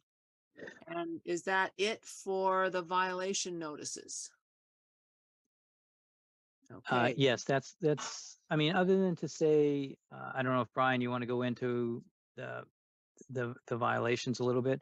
In a nutshell, we have a list of violations. It's always easy to find them. You don't even have to look hard. What's hard is writing the letters, going to the sidewalks, following up on the letters, and making sure there's compliance. And Brian and I were thinking that maybe it would be good to get someone else from the commission to help us to spread some of this work out. It's been Brian and me for a while. We took a break for the last couple of months, but we still have a list, and we'd like to get through this list and possibly get on to other ones. Well, in fact, based on today's visit to Bear Meadow, there's a couple more we probably should write as well. Yeah. yep. I didn't interrupt, but if you don't need me anymore, I'm going to drop off. Great. Thank you, Great. Carlo. Thank you. Okay, I will see you tomorrow afternoon, 2 p.m. Yes, Sounds good. please. See you then.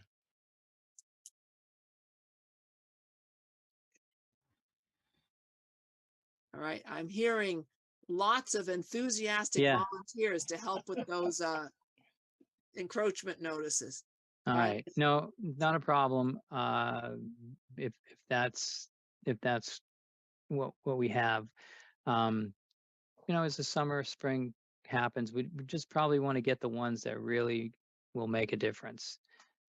It is a big commitment, and in the office, we're not ready to divvy out some of that responsibility.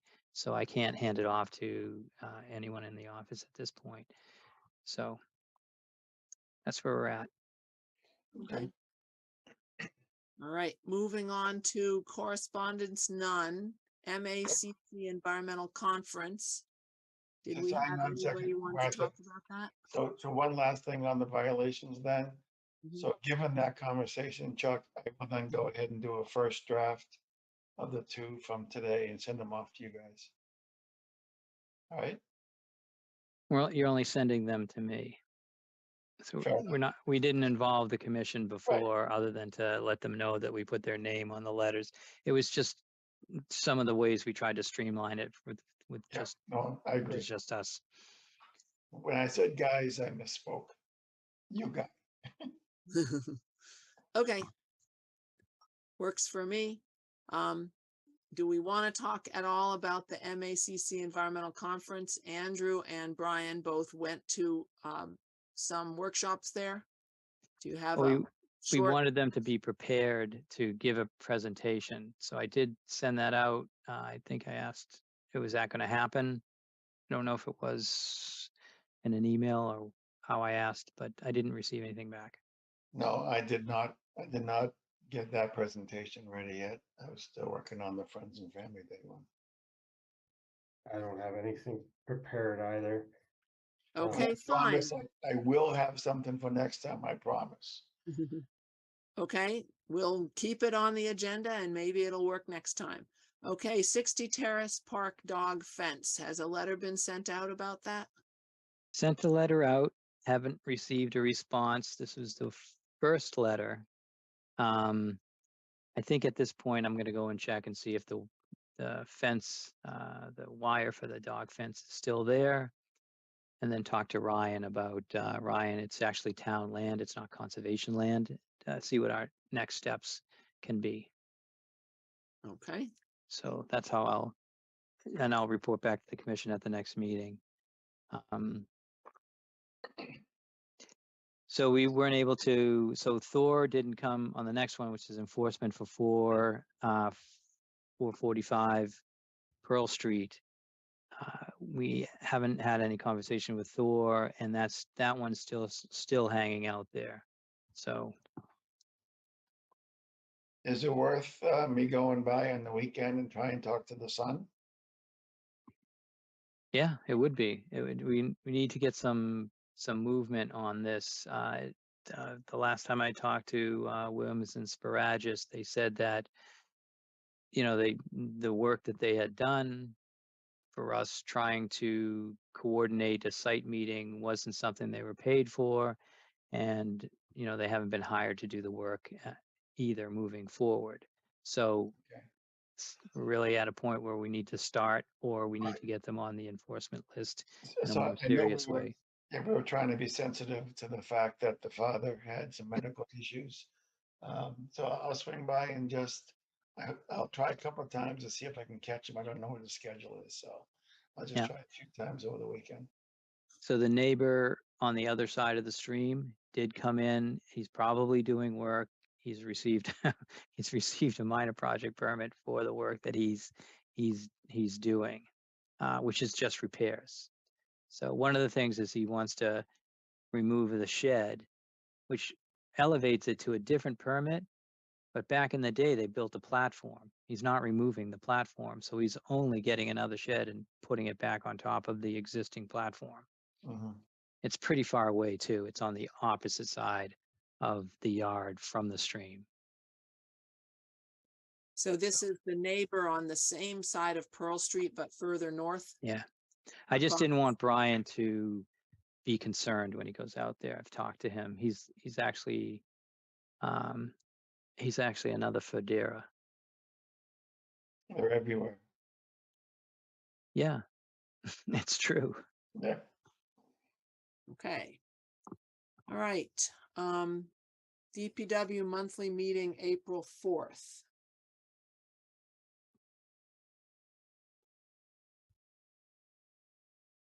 Anything exciting happened at that meeting? We really just talked about conservation items. But I was able to connect with Jeff later, and they have started at Matera Cabin. They've torn up the entire second phase and above that, and we're working to. I'm going out there tomorrow, as a matter of fact, And we're going to talk about what we have on the plan, what they found in the ground, and if we can, you know, isolate and pinpoint exactly where our pavilion's going to go, and the beehives, and the shed, and all these other things that we have that's going to fill in that area. I don't know if there's anything else notable about the DPW meeting that you want to mention. Well, just that they told us that they're about to, as far as the wall down Memorial Park, they're about to start and let out contracts for it or start the bidding process. I forget the actual language they use. Yeah, bids are coming in right now. So it should be, I think that's a pretty fast process, maybe another week or so. Mhm. They'll have somebody. And there's a minor overlap with us only because there's a stream that runs right by there, but that's really the only impact for us. Yeah, it seems like, you know, why wouldn't we care about a stream? But again, it's a maintenance project on an existing fieldstone wall. If you've seen the entrance to Memorial Park off of Lowell Street, it's striking to say the least. And I guess it's not secure and solid, and they want somebody to dismantle some of it. And this would be in an area that has always been maintained as park and on existing lawn, no trees, no shrubs, no anything is in the way. So it looks like a good project for them to proceed with, you know, outside of needing a permit.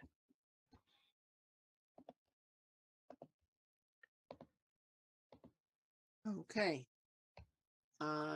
Anything else before we go on to Friends and Family Day discussion?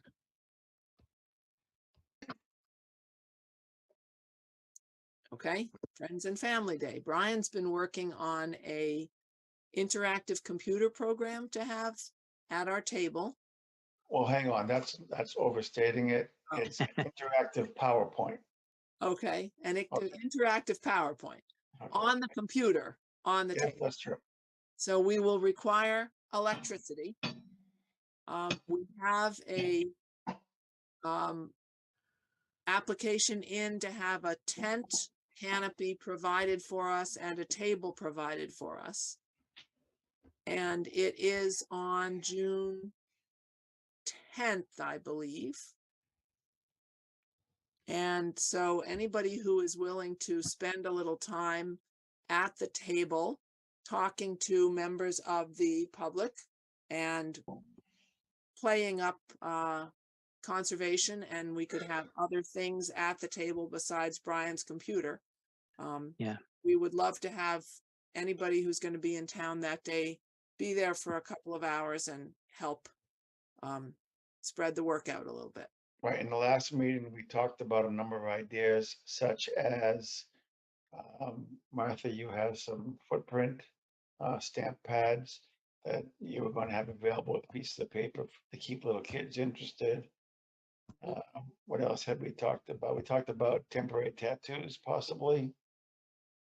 That's what I'm getting.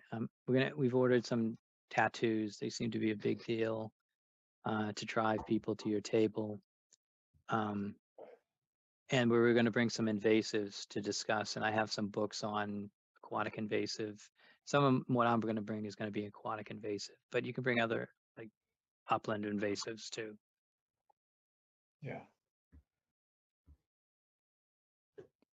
So it's on June 11th, like you said, and it's between 10:30 and 3, and the table and electricity and a tent is set up for us, and we don't even have to break it down. So we were hoping that people who are available to be at the table could split up the day somehow. Sometimes I stay several hours, so that's not a problem if that needs to happen. But it would be a good way to meet the community and to talk about all the issues. And we're going to have a brand new town map showing all the conservation land, all the new trailheads, and people can point out where they live, and which will spark up the conversation about either being on the Conservation Commission or being part of the Trails Committee Friends Network for work on the open space that is next to their houses. So they probably use, you know, every day, if not once a week, once a month. So Just want to Yeah. correct that, Chuck. It is June 10th, not June 11th. oh, It's the Saturday, June 10th. June 11th. Oh, wow. Is it any way I'm looking at the wrong one? Somehow I have 2022 quickly pulled up from one of my emails. Sorry about that. Well, in June of 2022 was June 11th. So, I'm pretty sure this year it's on the Saturday. okay. Yeah, so it's usually a fun time. I don't know if anybody's new to town, but it certainly is a fun time. And I'm available to be there. So I will be there a significant portion of the day, if only to fix my interactive PowerPoint presentation. And didn't you say if you close, the computer's yours, the laptop you can take for yourself? I don't think I said that. I'll have Thought to you were think saying about it. that. No, You didn't say I that? don't think so. No. And so we used to give out ask for people's, to sign up for a gift. We usually gave out native plants. I don't know if you want to do something like that or something else. We didn't have the native plants there. We just said we would provide these 2 plants. If you want to sign up for it, here you go. and it was a raffle. Raffle. Yep. At some point, didn't we at least consider the idea of maybe some membership or something for an arboretum or something like that? Wasn't that part of the conversation last year? Oh yeah. Do you guys head down to Framingham from here a lot? I don't know if that's too far out of the way, but they have Garden in the Woods there. It's pretty. Of course, they have the Audubon area in Belmont. Carl probably knows all about that. He works in Belmont. So is there an entrance fee for the Garden in the Woods or the Audubon? Yes. Yes and yes. Okay, then we could raffle off a day's admission to either one of those or both of those. And that way one person or one family wins an admission. And this time, as we get names, we have to then follow up and do something with those names once we get them. And I guess that's the question is, what do you want to do with names? And why are we collecting people's names and contact information? So go ahead, Chuck. So one of my ideas was I thought we could and have enough time to do this is to either put out a yearly or bi-yearly newsletter and try to catch some of those fall yard waste days and other things. But for everyone to kind of put something together on a newsletter and send it out, of course it would be email, but that might be something we could do with the names. That was my suggestion. It's also possibly a beginning of a list of people who might be environmentally aware enough that they might consider joining us too. So maybe some kind of a little soft recruitment email would be something we could do as well. So I think if that's what we want to do, then I think we should be open and honest about that's why we're collecting people's names. And we can just have a clipboard and say, sign up with your name and email address if you want to receive a quarterly or bi-yearly newsletter. Rather than a I have to say, of raffle that then course, we, that's what we were going to do. There was no thought of not letting them know why we're collecting their names. but it's different from having a raffle where you're asking everybody to put their name in the raffle and you're going to pick their name out for a raffle. You can just ask people to sign up for a newsletter. But I think part of the reason for the raffle is just enthusiasm around the table and as a draw. Then the added benefit is maybe we could use the names as well, but but I think we should have a raffle either way. So What- we have some time. So we've taken it this far. I think we're still looking at 3 people. Everybody else seems to be not not chiming into some time. I was just making a list of people available between 10 and 3 on June 10th. I'm available for at least an hour during that time period, Chuck. Also, if you did come up with a newsletter in the future, like we all come with various strengths, but I could foresee contributing something about recent developments in laws protecting waterways and conservation lands, written for public consumption, because people aren't aware usually of all the activity in this area. And again, looking at this commission, people bring in all kinds of expertise. If we had, say, a twice-a-year newsletter and we just had little blurbs, I still think you're accomplishing something very constructive there. So. Sure. Just in case people didn't notice, Carl's about out of battery on his computer. So if we need anything from Carl, this is our last chance. We need him to plug his I think computer we're in. almost finished the agenda anyways. Yeah. Just approving minutes, and the January 11th minutes have gone out. I don't know that we have minutes from any of the other meetings ready to approve yet. I'm gonna send mine out tomorrow. It's not done yet. Okay. All right. So Carl, if you have a chance to vote whether you approve the January 11th minutes before your battery runs out, you can let us know now.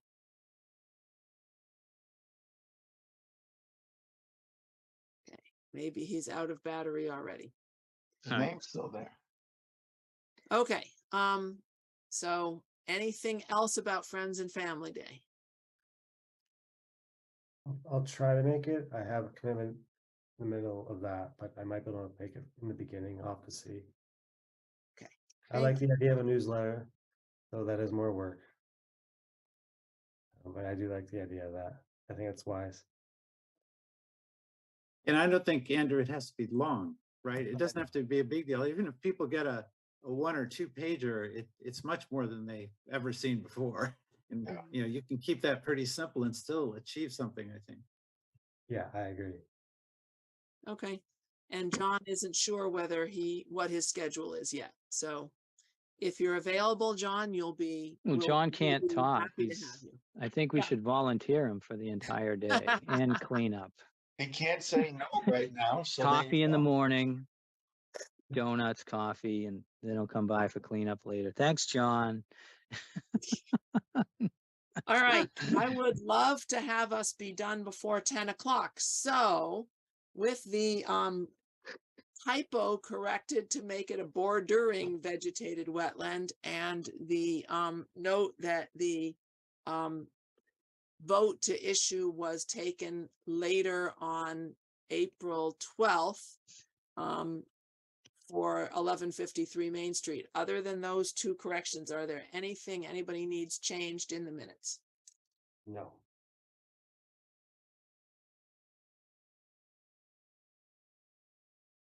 That was January 11th. January 11th minutes, yes. So then this is Yeah. Brian, I'll make a motion that we accept the minutes of January 11th with the 2 amendments. Andy, I'll second that. Brian, vote in favor.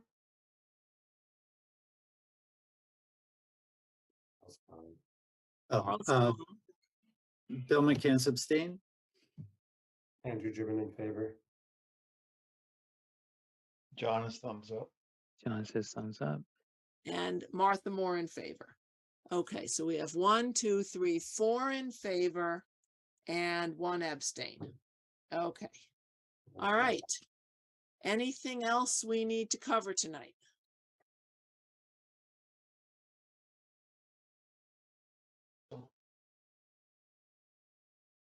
Just to say that there's a town forest site visit coming up for their invasive work that they're going to bid out, and they want the Conservation Commission to walk the site and see and they're gonna need a permit, so then we won't have to walk the site later on when the permit comes in. So I'll send out that when it gets to me, and I know that it's hard to find time, but we'll just throw in some times when you're available, and others may find that that's an option they hadn't thought of. And Chuck, it sounds like next week during public school vacation week is not an option for that site visit. Is that correct? I wouldn't expect it. I mean, usually that week's avoided. And so I wouldn't expect that to come up. If it does, we'll send out the request. Okay. And or are you saying, but you're not really saying that, you're just saying a question, but maybe a statement would be, look, commission may be busy next week, so don't, make sure it's not then, No, not during that's that not week. what I was saying. I was saying when we were talking about the site visit for 44 Eastway, you said if it wasn't Thursday, it would have to be the week of the 24th. So Yeah. I'm asking about your schedule. Are you not available the week Oh, of? I just have my next week is booked. We the Millet project is going crazy, and we have that other things going on around here. So I've really filled it up with a few things, and I put off some calls where I was supposed to check out people's property until next week already. Okay. So for you to be able to be there, it really ought to be after the end of school vacation week, not because you're on vacation, but just because you're busy. yeah, they're not. I don't think next week is part of what they're going to be asking. Did you get any sense of that from last night's meeting? Well, my sense was they wanted to do the site visit before the April 26th hearing, and they wanted to get on the agenda for April 26th. There's no way they can get on the agenda for April 26th. It's a 2 week. So they're going to be on the agenda for the next one. I talked to Bill in the parking lot last night, and I let him know that he might not have taken that information in, but you cannot be on the April 26th meeting. Any deadline's over. Okay, so Town Forest Committee is likely to be on the first May meeting agenda, May 10th. May 10th. Okay. That's if they have an application and it's substantially complete. Yeah. Well, they would like to be able to do the first phase of the work Memorial Day weekend. So they have some motivation to get their act together in time for May 10th so that they can get it approved in time for Memorial Day weekend, because May 24th is pretty close to the time that they'd want to be actually doing their work. So, okay, but if they're not going to be on the agenda till May 10th, that gives us 3 weeks before then to do a site visit. Yeah, I think that's going to be hard. So, don't if they're on the 10th, it's typically for a notice of intent, a 2-meeting, commitment. And Mhm. so that would mean they would get their notice of intent after the 24th. Yeah. Okay, so I they should mean, know that they really are looking at June, not Memorial Day weekend, to do this first phase of their project. it's true. Yeah. So it was June was the drop dead date for the Japanese knotweed down at the Millet project. And I think they're doing the same type of work. They need to cut it and then let it grow back and then hit it again in September. Right. So who's doing the cutting? There was some question about that, but we can talk offline. This is a lot of, we don't even have the permit in front of us. Right. I heard the DPW was doing the cutting. And then Oh. Brian told me volunteers were doing the cutting. I am just volunteering for everything, Chuck. This is a big No, you said volunteers were doing the cutting. No, of the I think Japanese I'm the one who told you that, because that Yeah. was the Oh. impression I got at the Town Forest Committee meeting last night, but I Oh. might have been mistaken. If they actually got the DPW to agree to do it, more the better. Thank you for setting Chuck straight, Martha. Yeah, I don't know. I'm that Okay, they're going to use the flail mower. You know that. We're going to have a lot of accuracy with that. I think they did say flail mower, but I Yeah. didn't think like that was DPW. Just get scared when they say flail mower. Okay. Okay. All right. Have we got anything else, or can we have a move to adjourn? This is Brian, I make a it's- motion that we adjourn at 9:53. No? Bill, a second. Brian Rowe in favor. Martha Moore in favor, I'm in favor. Bill McCann's in favor. and John. All right, 500. All right. Thank you all. The deed will be at the and- counter tomorrow.